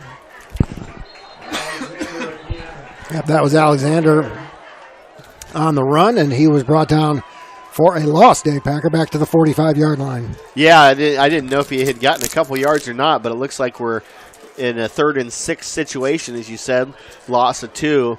And, this is a big stop for the Berries. Like we've been saying, they're only 1 score away from a running clock, which really puts the other team in a bind.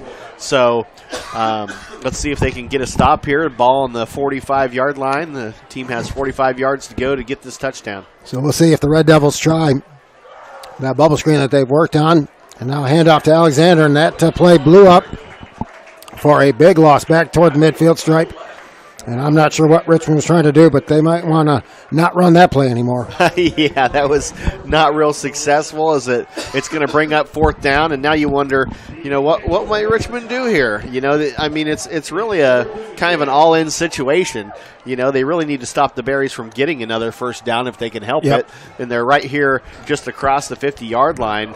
So it looks like that they're going to kick it away, and I think Richmond would love to go for it if it wasn't 4th and 10, but that's a lot of real estate to pick up, so they'll send the punt unit on. And we'll see if the Red Devils maybe fake punt, as they've got 3 big blockers in front of their punter. Now a flag on the play. Is that, I don't know if the play clock maybe ran down or if maybe there was some movement up front by the Richmond Red Devils. As the referee, no signal yet. It is a delay of game on the Red Devils. Big Willie's penalty tracker says that's their 5th penalty for 40 yards. And that punt was a nice punt that rolled down to the 10 if it wouldn't have been caught. So now 4th and 15 for the Red Devils. So that promising drive to start the half has been derailed. The Bears trying to sprint off the field. Oh, and no. they do not get, so they're going to have, this one's going to, Richmond may decline the penalties. That takes a pretty good bounce down to the 26-yard line as the Berries going to have 12 men on the field. We'll see what Richmond wants to do. Yeah, a couple Berries late sprinting to the sidelines trying to get off the field, but that is some dangerous stuff coming all the way across the field like that. So we'll see what the Red Devils want to do. They may accept the penalty and get those 5 yards back. And they will decline the penalty, and I think that's probably a good decision. Like we said, a pretty good punt with a nice bounce down to the 26-yard line. They got Logansport pinned deep in their own territory. So the Berries will get their 2nd possession of the half. Up 36-8. Richmond definitely wants the Berries to have to go as far as they can go to get this score that would actually institute that running clock. So we'll see if the Berries can go about 70 yards and some change, about 74 yards for this score. Yep, 3 and out offensively for the Bears on their first possession of the half. We'll see what they can do here on their second possession. They give it to Duvalier straight up the middle. It won't be a 3 and out this time as he gets a first down across the 35 out to the 37-yard line. And again, great blocking at the point of attack by the Logansport offensive line. And Duvalier had a huge hole. Yeah, he was doing kind of a 3 count like a referee in the WWF as he was pounding the ground, thought that he had some daylight there, and got tackled there, about 10-yard gain. 1st and 10, Logansport at their own 37-yard line. Now the handoff to Duvalier back up the middle. Spins his way across the 40 to the 42-yard line, gain of 5 on that play. 2nd down and 5 for the Berries. And Duvalier on that big run just a few plays ago was able to kind of weave in and out of some defenders and really thought he saw daylight. And how frustrating is that, Joe, when you see daylight, you think that you might be able to go all the way and then get tackled for a guy you didn't see? 2nd and 5 for the Berries. Pitch to Jackson Walker around the left side. He gets to the edge. He will have the first down near midfield. Jackson Walker stopped at the 49-yard line. 7-yard pickup and another set of downs for the Berries. The Berries looking good on this drive. Really not having too much trouble picking up yardage. Every couple plays seem to have a good chunky yardage to pick up. So the Red Devils really on their heels there. If they want to get back in this game, it has to start now. 5:55 to go, third quarter. Logansport 36, Richmond 8.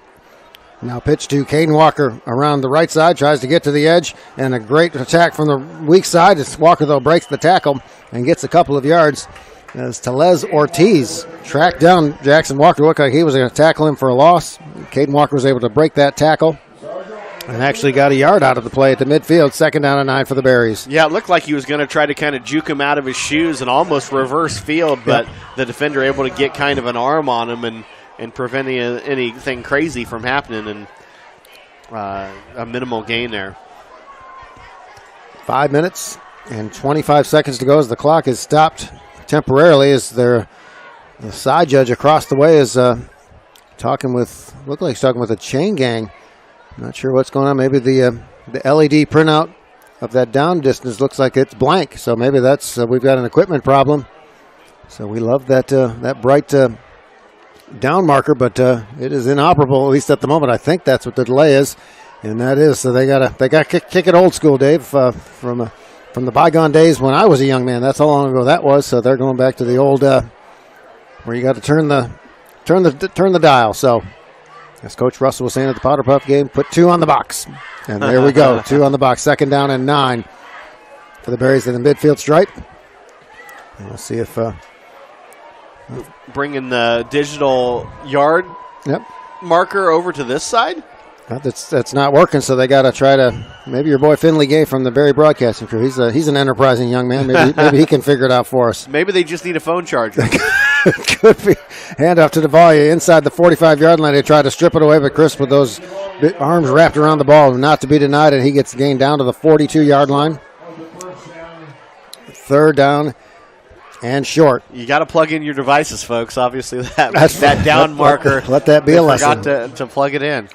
Well, Skylar Sigmund tells us that Pioneer for the 2nd straight game without their starting quarterback and their starting fullback. So they've really shorthanded, and that's a recipe for disaster against a very good Knox football team. Now DeValier on 3rd and short will have the first down and more. Inside the 40, inside the 35, turns his legs down to the 33-yard line for a gain of 9. And well, 1st down and 10 Logansport, as they have had a very, very impressive drive here in this 3rd quarter. And that's the 2nd time I can recall in this game that Chris Anthony DeValier able to just drag some tacklers, really churn it out, get those 3, 4, 5 extra yards, and everything rolling for the Berries as they're only got 3 yards to go here? 33 yards from the end zone with 4.5 minutes to go, 3rd quarter. Logansport on top, 36-8. Now handoff around the right side to Caden Walker. Nice move by Walker inside the 30, inside the 25. Close to the first down. All depends on the spot. But that was a good run that time from Walker. Wasn't a real big hole, but he was able to slide his way through and get another Logansport first down. Yeah, both Walker and DeValier really able to kind of weave in and out. They're running kind of, up the middle, but able to kind of weave their way through tacklers and getting big chunks. And quite a response by this Logansport offense after their 3-and-out to start this half. Now Caden Walker gets the handoff. He is hit immediately, but he's able to fall forward for a yard or 2. Sonny Clark in on the stop. And a couple of Red Devils slow to get up. Maybe they collided with one another. I'm not sure. As Kevin Handley Jr. gets up, but there's another Richmond Red Devil on the turf. Unfortunately, we can't see his number. The good news, he's real close to the Logansport sideline, so Sidney Latham is out to get a look at him first until the Richmond training staff can come from across the way. So he's got a couple of trainers looking after him. So he's definitely in good hands, but he's in a great deal of pain down on the sideline. And this is you hate to see injuries at any time, Dave, but especially in a game that, let's face it, the Logansport's probably going to win this game. You don't ever want to see somebody to get hurt, but especially in a game that is in hand for one side or over the other. Absolutely. Unfortunately, football's a contact sport, Oh, yeah. and even when you try to take it easy, it's still kind of a dangerous sport. So, the young man is down right now, but we didn't see anything kind of crazy happen on the play from our vantage point, and you just hope that it's some sort of cramp or something simple that he'll be able to get off under his own power. But until then, the team's both showing respect. Yep. Getting down on the knee and hoping for this young man's health. And I love what the student section does is they're always standing on their feet, but when there's an injured player, they show the respect and have a seat to make sure that show the proper respect for the injured player, who appears to be in a great deal of pain. But we saw Ryan Mullins last week, who was in a lot of pain, and it, unfortunately for him, just turned out to be a sprained ankle, which hurts, no question, but that's much better than ligament or damage or a broken bone or anything like that. So hopefully that's all it is just a turned ankle for this Richmond player. And unfortunately, we cannot see his numbers. He is still on the ground with the training staff attending to him. With 3:49 to go here in the third quarter, it is Logansport on top of Richmond, 36-8. A very special homecoming for Logansport. Congratulations once again to the king and queen, Emily Sanchez, the queen, and Omar Ruiz, the king, for Logansport, who have just 2 games left in the regular season. At Harrison next Friday night, and then they wrap things up on senior night in a couple of weeks against Anderson. And the injured player is Pablo Laguna, and maybe it is just a turned ankle, Dave, because it looks like this is what we saw with Ryan Mullins last week. He's, after being in a great deal of pain, is going to be able to get off the field, and hopefully it's nothing more than a turned ankle. He's able to walk off under his own power, not even needing assistance from a teammate or from the training staff. So that is great news for Richmond. Yep, just a little extra caution out there on the field. Yep. Always looks bad when there's extra caution because there's not a whole lot of movement, but luckily the injuries tonight have been fairly minor. And just a shout out while we wait for this next play to the homecoming king and queen out of the world language hallway up in LHS. Those teachers kill it up there. Oh, yeah. There's just a very popular group of teachers up there able to get both of their candidates into the crown. 2nd down and 8 for Logansport as play is ready to resume following the injury to Laguna for the Richmond Red Devils. Jackson Walker in motion to the left. They will give the pitch to the left. He bobbles it a little bit, but he's able to secure it, and he gets to the corner inside the 10, and he is going to be out of bounds, but he will have the first down. As Jackson Walker, maybe that bobble, maybe the defense relaxed just a little bit when they saw him bobble it, because once he secured that football, he had plenty of running room down the left side. Yeah, that was very interesting, kind of in the left and the right and the left again as a bobble would go, and able to just secure it and keep going. It didn't really seem to slow him down. Pretty impressive there by the runner to be able to kind of be going at about full speed and be able to get that ball secure and continue on with that play. 1st and goal for the Berries at the Richmond 7-yard line. Now flag on the play, and this is going to be a dead ball false start on the Berries. The Big Willie penalty tracker, penalty number 5 for Logansport for 45 yards. Richmond with 5 penalties for 40 yards, so the Berries picked up 3 penalties on 1 drive. So other than that, they've done a pretty good job limiting the penalties, and Richmond as well. Neither side has hurt themselves terribly much with penalties here tonight. Turnovers have been with the killer for Richmond. 4 first-half turnovers, and the Bears have capitalized on that to build this 28-point lead. Knocking on the door to try to add to this 4-touchdown lead. 1st and goal, back to the 12 following the penalty. DeValier in at fullback. Isaac Russell split out wide to the right, and Caden Walker in motion. Now Bryson Herr rolls out to his right. He's got a man open, and the pass is overthrown. Had a couple of receivers open. Jackson Walker was open in the flat. Isaac Russell was open in the end zone. Kind of split the difference. Overthrew Walker and underthrew Russell. Pass falls to the turf, incomplete.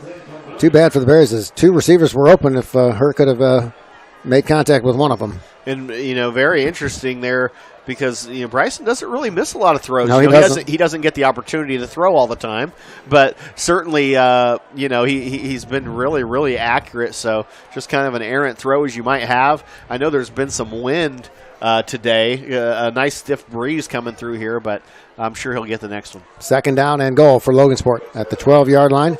Now Caden Walker pitches to the right, and he bobbles the football. He picks it up, but he's going to be brought down for a loss back to the 20-yard line. In on the stop is De'Aaron Hicks. So the Walker brothers have had problems handling the ball on this drive. Jackson bobbled it, was able to get a big run. Caden bobbled it, not as fortunate as little brother, as he takes the loss back to the 19-yard line.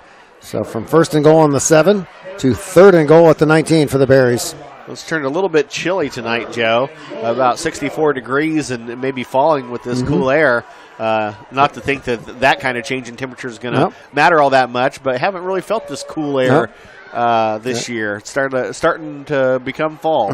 Although there's temperatures in the 80s coming up in a couple days, according to Echo. Now her back to pass. Puts it up for grabs and miscommunication as Jackson Walker cut off the route. Her thought he was going to go long, and it goes into the end zone. Incomplete. 4th down and goal from the 19. It'll be about a 36 or 37-yard field goal from here. Dillingham definitely has a strong leg. I don't know if he's got a leg that distance, but it looks like Logansport's going to go for it. And now, just as I say that, Coach Johnson sends out the field goal unit. I think he always likes to hear us and then do the opposite. Well, I think this is a good test for Dillingham. Like we said, he's got a very strong leg. This might be the limit of his distance, but we'll see. Under game circumstances, can he drill one from 36 yards? He definitely has a strong leg. We'll see, is it strong enough? The kick is up, and it is no good, and I don't think Dillon got all of that one as it sails wide to the left. And the lead remains 36-8 with 2:38 to go here in the 3rd quarter. Yeah, that had to be deflected or something probably, Joe, because that kind of flew way left and, a little bit short. It seemed to, kind of go up in the air a little bit higher than normal. But the Berries come back or come up empty there. The ball's still kind of down on the 20-yard line. So looks like Richmond's going to have some long field to go, but the Berries have not instituted that running clock, so Richmond can do everything they can to try to get back in this ball game. Well, congratulations to the Peru Tigers, now 7-0 on the season as they beat Southwood 61-7. So Southwood was 4-2 heading into that ball game, and there's usually a pretty solid ball club, but Peru had themselves a night, and they've had themselves a season. Now 7-0. They were 6-0 for the first time since 1983. I wonder how long it's been since they were 7-0. Dale Lau might have still been in high school. Who knows? I'm sure we'll get some research on that. Our community was probably still calling it P-Roo because every once in a while you get the P-Roo. So 1st down and 10 for the Red Devils. Handoff to Alexander, who breaks a tackle across the 25-yard line near the 30. And depending on the spot, they might have a 1st down, and they do have a 1st down for the Richmond Red Devils. 10-yard pickup for Alexander. I just wanted to mention about Peru. We've got so many different international flavored names in Indiana that you come to an intersection. It could be like Mexico's this way and Peru's this way and Brazil's this way. I'm always impressed by kind of the plethora of names we have for towns. Don't forget Chile, too. They want their shout out. And a low snap, Vasera is able to pick it up, and now he's under heavy pressure, and John Moss will bring him down for a loss. Nicely done by John Moss. Lost back to the 22-yard line, 8-yard loss, 2nd down and long. And I've seen a few times here where Richmond has been kind of stopping or barely moving, deciding what to do, and that you can't do that with this Berries team because they will be on you quickly. You got to keep the motion going, but you can't wait for something to open up and be standing still. Well, they say his knee was down at the 24-yard line, so a 6-yard loss. So 2nd down and 16 for the Red Devils. Down 36-8 late in quarter number 3. Now here's a bubble screen to Lapsley, and a good tackle that time by Deegan Kitchell, who spotted that immediately. And a loss back to the 18-yard line. It looks like we got a new quarterback, Thomas Stargell.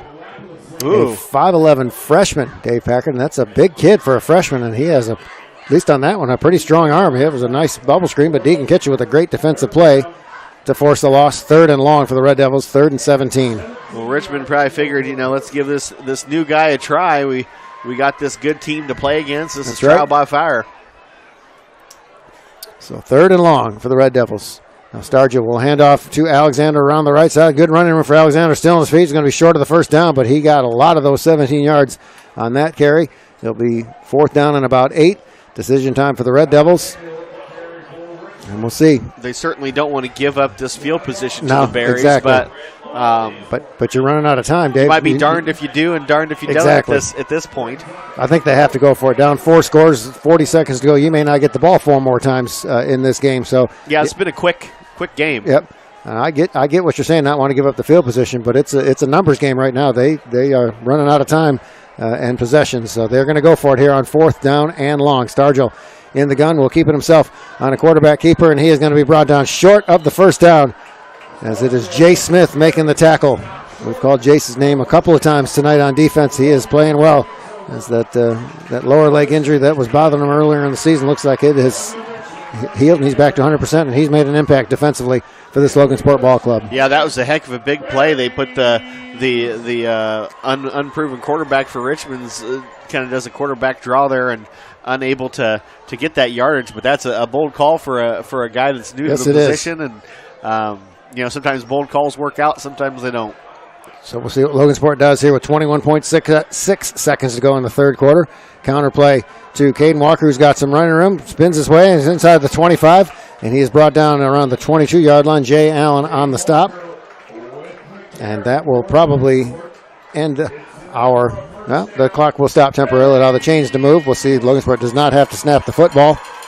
And we'll see if Coach Johnson lets the clock roll. I think that he'll probably just let this clock run down and let the squad discuss what they want to do here on this first down play when we return. On the scoreboard, sponsored by Broadway Broadband, powered by Miami Cast REMC. We're through 3 quarters of play. It is Logansport 36, Richmond 8. We'll step aside for a break. When we return, we'll have a fourth quarter live from Logansport.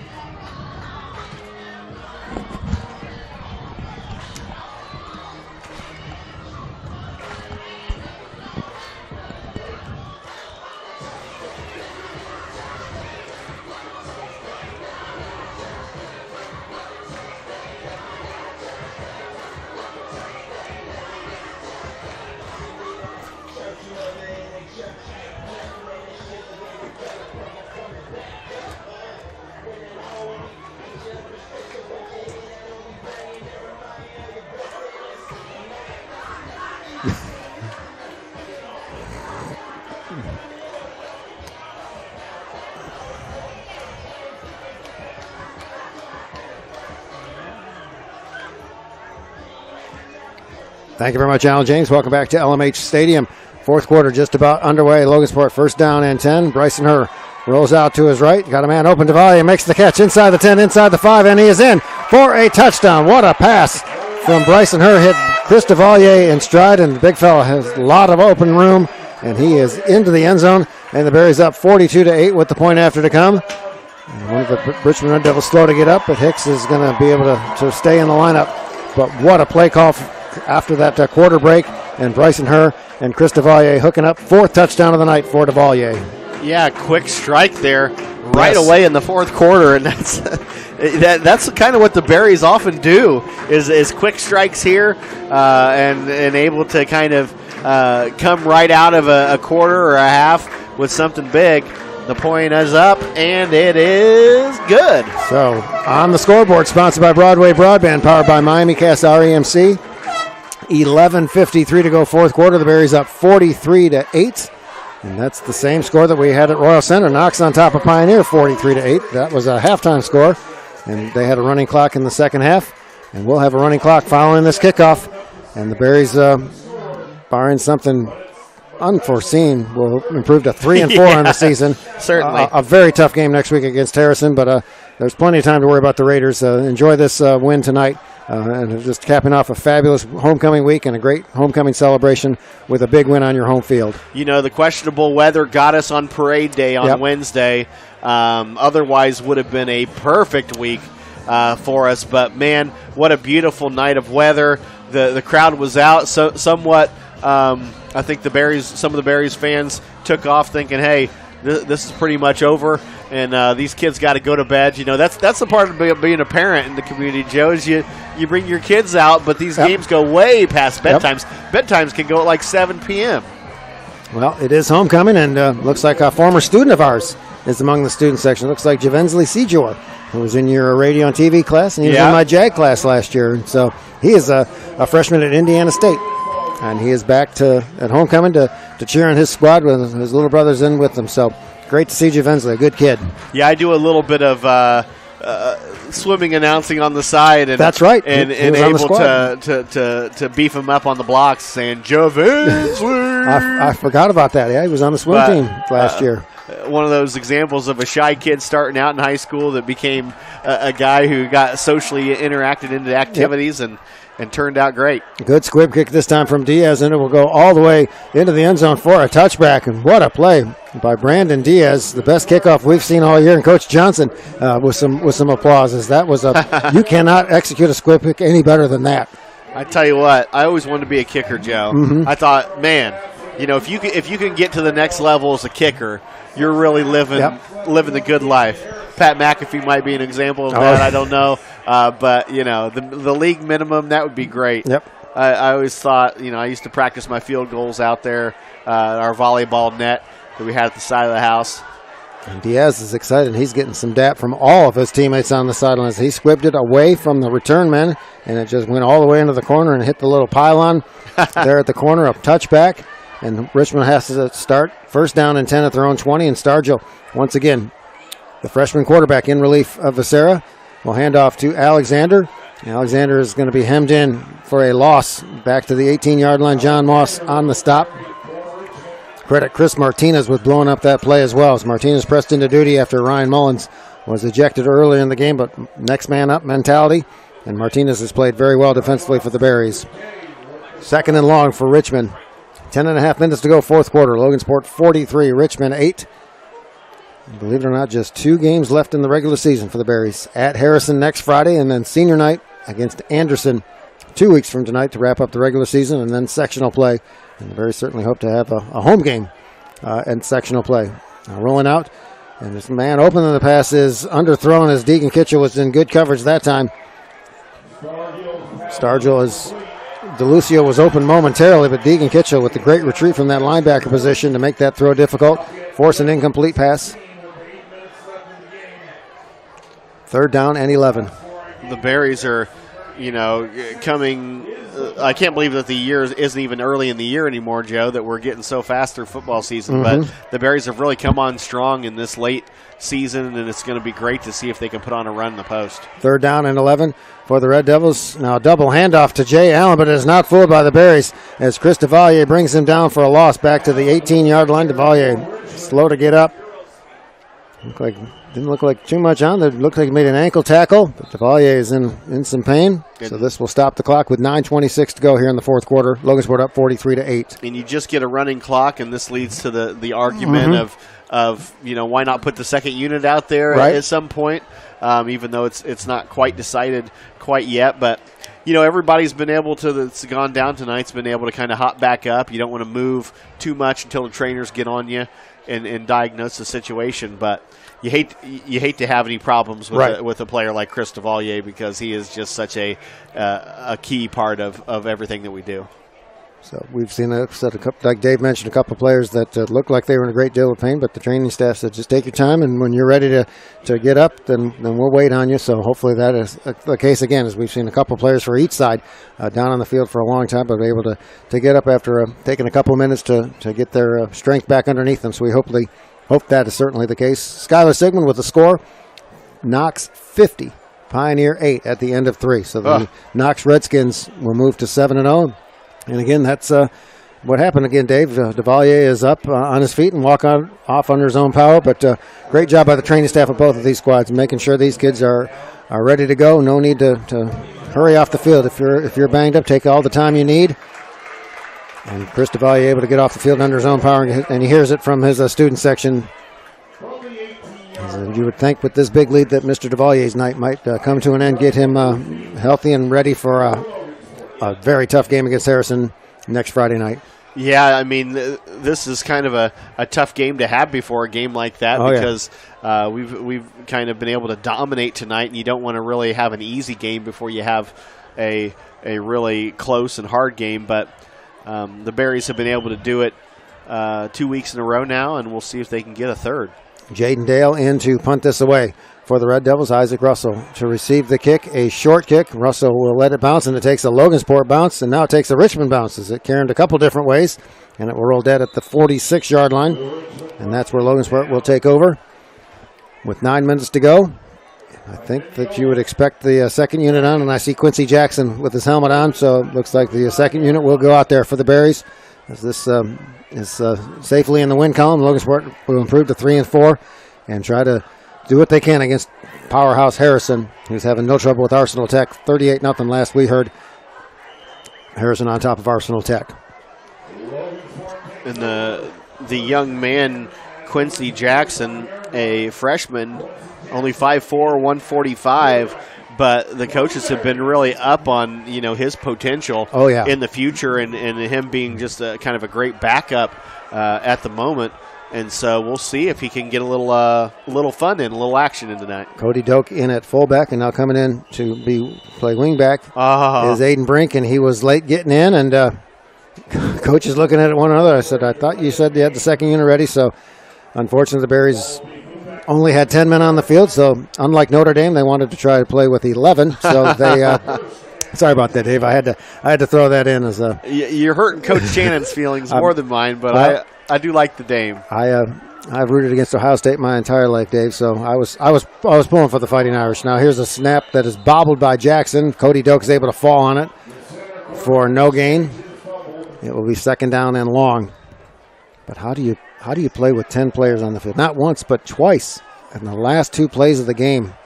But Notre Dame has no one to blame but themselves. They had that game won, and they allowed Ohio State to go, 65 yards in a minute and a half to give up the game-winning touchdown. That was a tough loss for the Fighting Irish at home against a very good team, no doubt. But Notre Dame had that game won and let it get away. Well, football has been just strange this year. Yes, it has. A lot of crazy stuff happening. Now handoff to Cody Doak. Inside the 45 down to the 44-yard line. It will set up third down and long.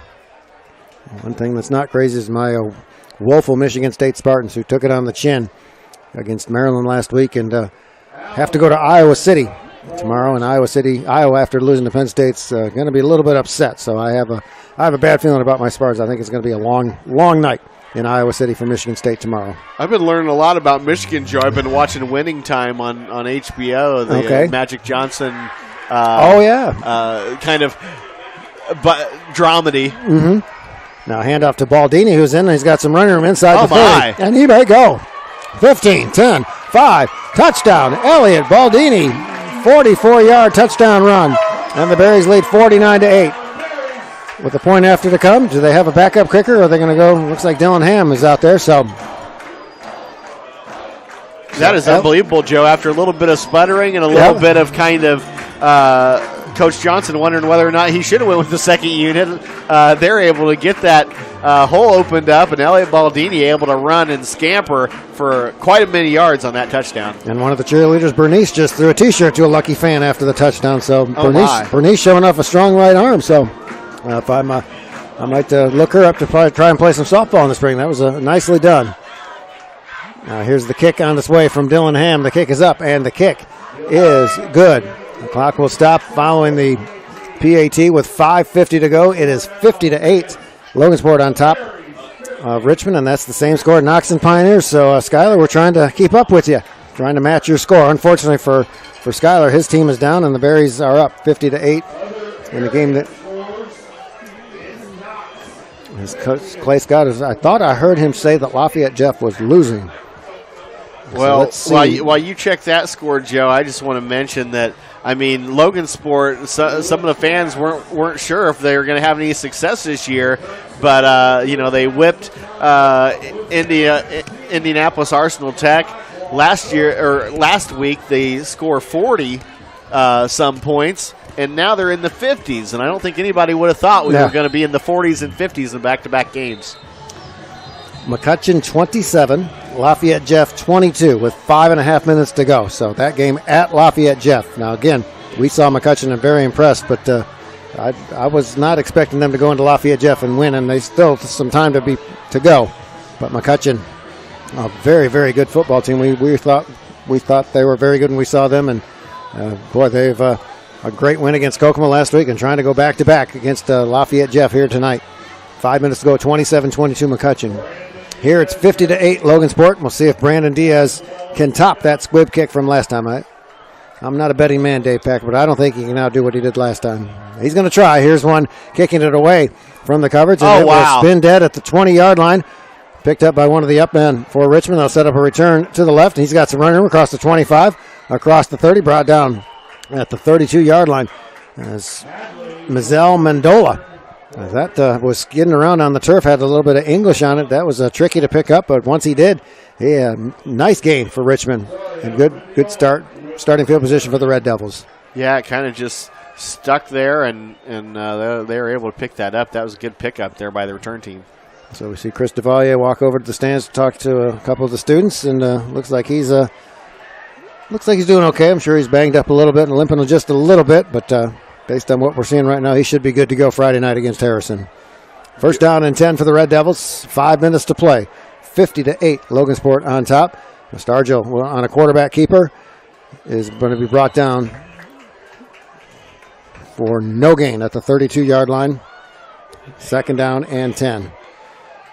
I just want to make mention for anybody out there who may be related to Larry Umholtz, the sophomore player for the Berries, but I saw him sprint off the field on that last play, trying to get out as somebody else subbed in, and I think he even did a hurdle as he went over the sideline in fancy fashion. Okay, well, I worked with his dad many years ago, and his dad's in the stands, so I think he saw that. I think he was impressed by what his son did. The hustle of running out of this game has been impressive. Now bubble screen, Lapsley catches it. Looked like he may have had a knee on the ground, but he is able to get a first down and more. Morak knocks him out of bounds, but not until he gets to the 40-yard line in Logansport territory. As he went low to the ground to field that bubble screen, very close to having his knee on the turf. The official standing right there didn't make the call, and a first down and 10 for Richmond at the 42-yard line with 3:54 to go. Logansport on top, 50-8. Yeah, at this running clock, the clock just kind of sputtering down. Really no chance for Richmond except, for kind of a silver lining here. Yeah, maybe put a touchdown on the board before this game's over and make that bus ride not quite so long back to Richmond. Now Alexander gets a handoff around the left side down to the 36-yard line. Solid gain of 6 on that play. Be second down and 4. So still trying to check that McCutcheon Lafayette Jeff score. No update. 27-22 is the last we heard 5.5 minutes ago. McCutcheon on top of Lafayette Jeff at Lafayette Jeff High School. Here's 50-8 Logansport as we approach 3 minutes to play here in this contest. Now Alexander will get a handoff around the left side. He's got some running room inside the 25-yard line. Takes a couple of berries with him down to the 22-yard line. First down for Richmond. Now Umholtz comes onto the field, not sprinting as hard onto the field as he was off, as he gets out there in plenty of time. Replacing Joshua Rubio. First down and 10, Richmond has it at the Logansport 23-yard line. 2 minutes and 35 seconds to play. Logansport on top, 50-8. Stargell, again a handoff to Alexander around the left side. And Alexander with some running room and takes a big hit to the 16-yard line. I'm trying to see the number of who delivered that hit. Come on, young man, turn and show us your number. There's a 5 at the end, so is that maybe Quincy Norton? 35, it could be. So second down and 4 for the Red Devils. Now a flag on the play. No, that was beg your pardon, that was Cody Doak, 85 and not 25. Cody Doak applying the leather. Now a flag on the play and a false start on the Red Devils.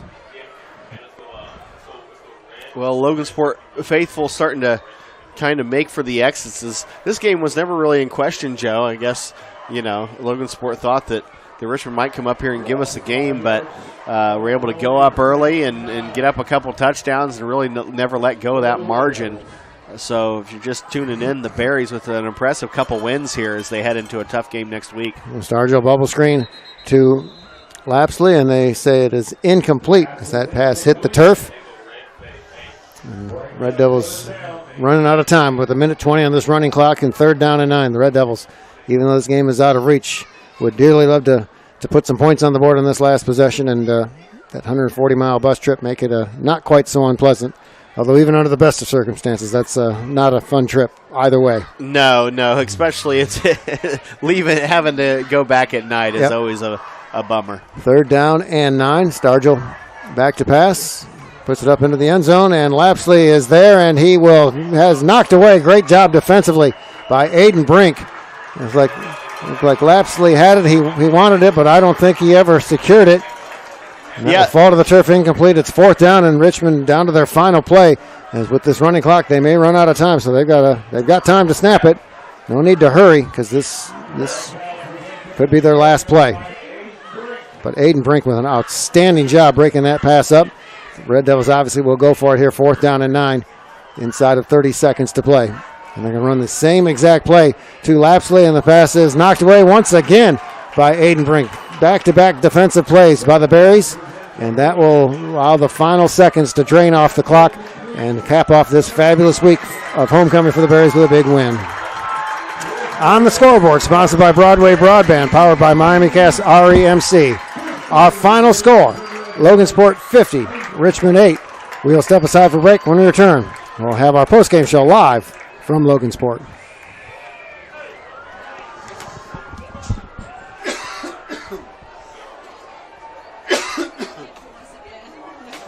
You're welcome. Glad we could help you out.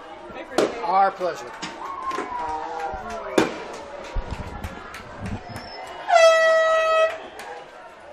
We'd like to thank everyone for attending tonight's contest.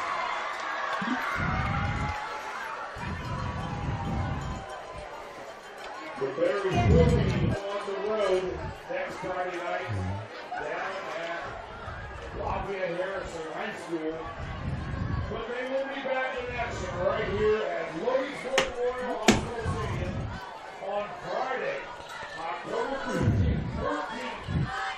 And we host the Industry Indians on senior night. Kickoff is scheduled for 7 p.m. Please return to honor the senior members of the football team and to cheer on the Logansport Berries.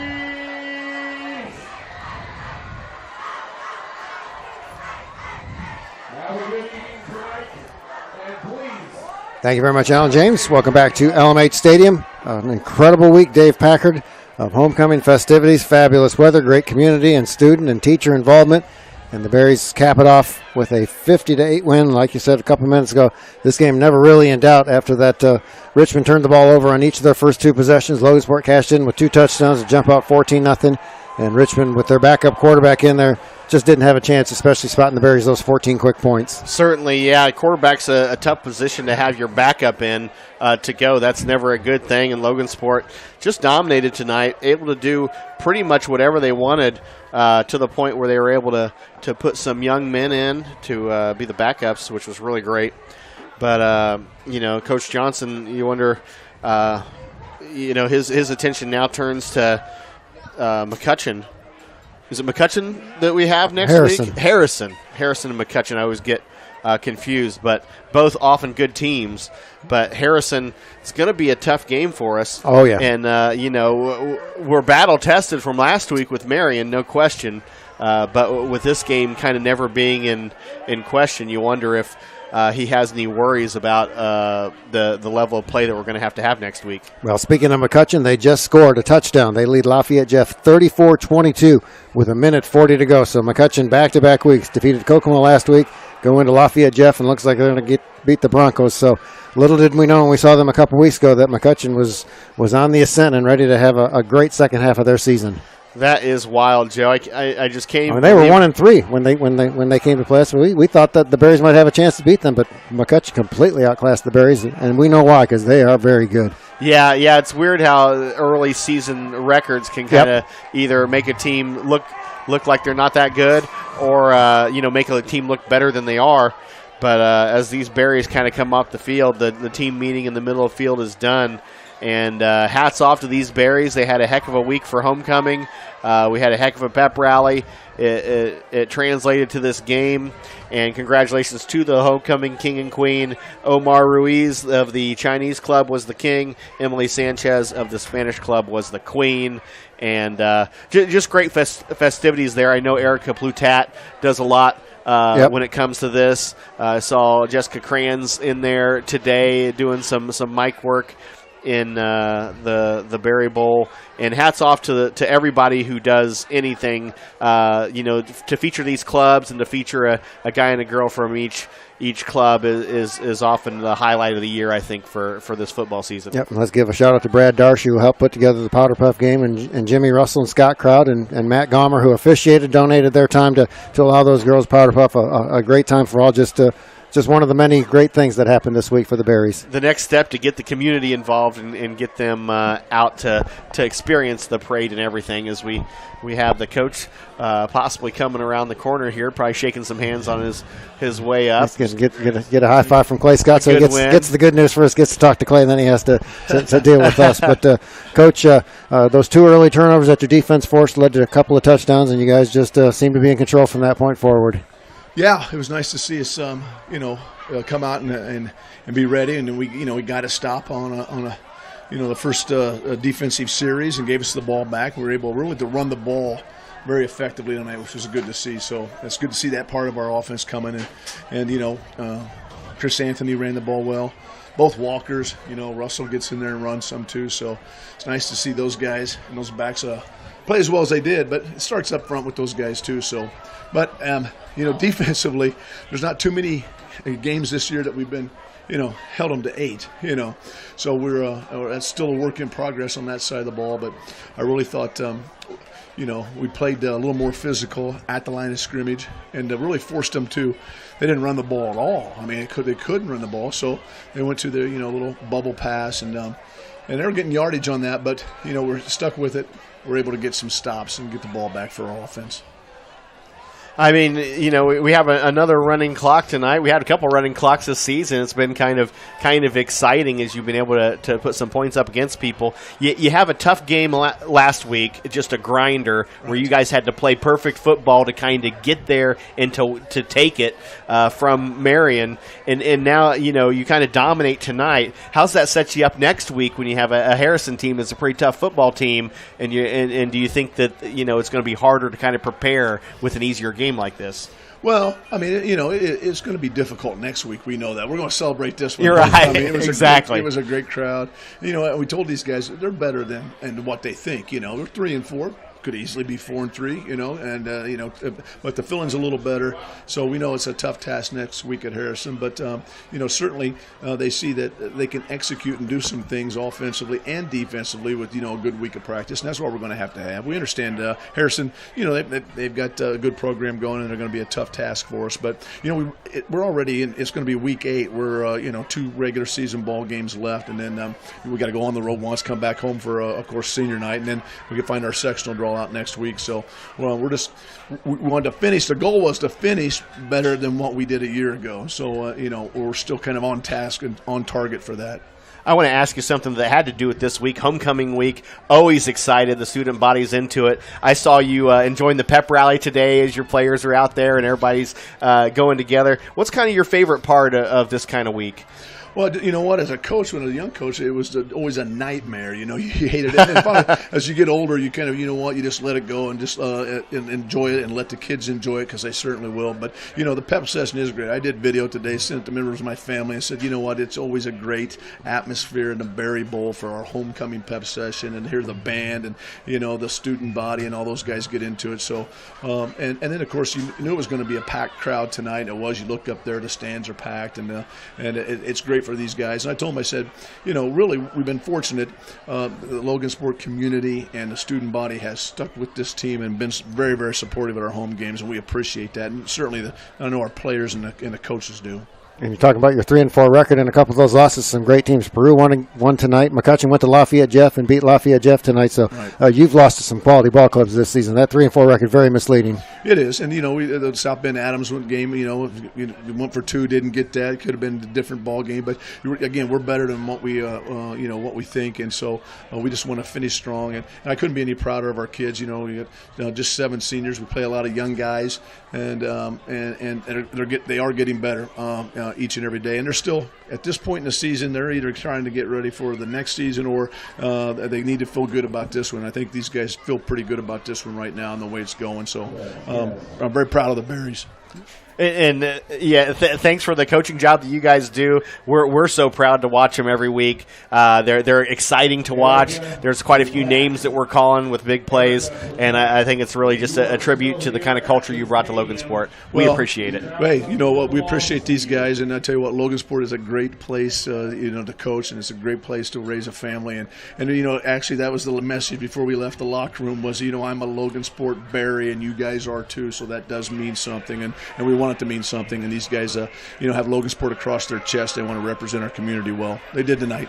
Yeah. As always, Coach, great. We appreciate your time. We'll let you get out of here and enjoy this win with your players and your coaches. Coach Mike Johnson of the victorious Logansport Berries. We will step aside for a break.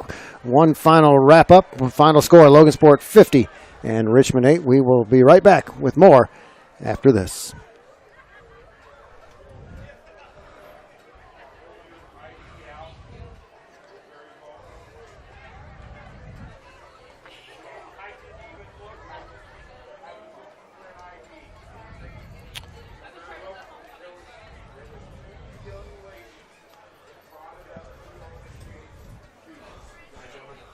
Guys.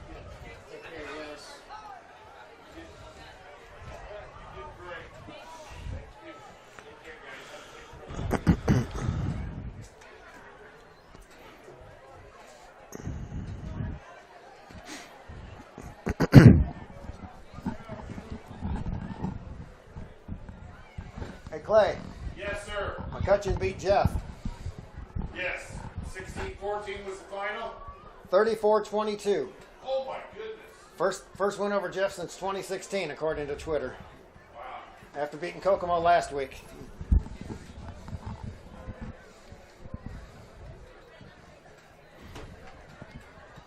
I'm telling you, we knew they were good. Yeah, I was impressed when I saw them. Here, they thumped us.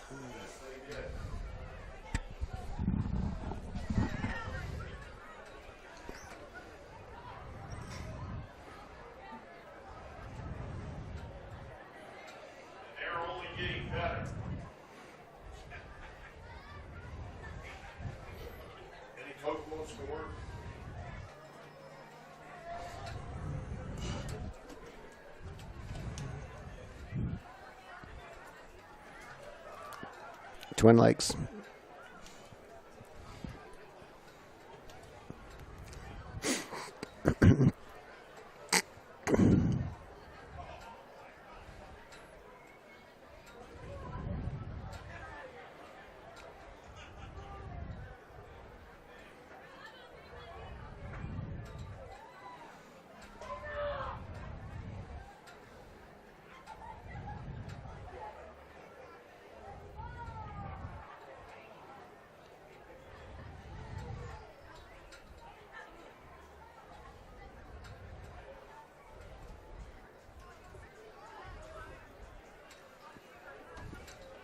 Thank you very much, Alan James. Welcome back to LMH Stadium as we put the finishing touches on homecoming week.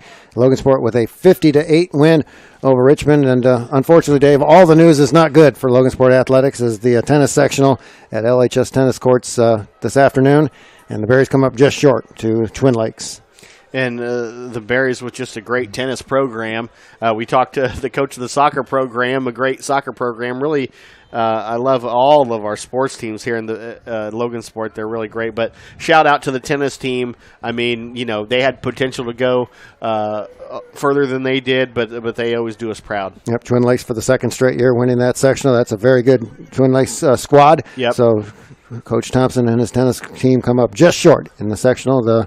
It's the second straight year that Twin Lakes wins that section. But that's the only damper on this outstanding week of homecoming with the festivities capped off with this 50-day victory over Logansport. Coach Johnson very, very proud of his squad as they just dominated from start to finish. Talked about the defense stopping the run and how they were able to run the football. the game of football is pretty simple, Dave. If you can control the line of scrimmage on both sides of the ball, you're going to win far more often than you lose. Yeah, I mean, we had that true test last week against Marion, and we grinded it out, and we took the win. You know, one of those teams was going to take that win, and Logansport able to do that. Tonight, they had no trouble as we were pretty much getting anything that we wanted. Walker and Russell and Elliott, Baldini. I mean, we just called a whole lot of names out there. We had the unfortunate ejection early, which kind of threw us off.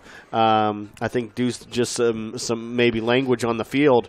But besides that, just a great night for the Berries, and Coach Johnson and his team really put it to the Richmond Red Devils and send them on a long trip home, and that's about as worse of a trip with a result as you can get. Yep. So that will do it. Once again, our final score, Logansport 50, Richmond 8. Our next broadcast on AM 1230, FM 94.9, WSAL Logansport will be next Friday night from Harrison High School when the Berries take on the Raiders.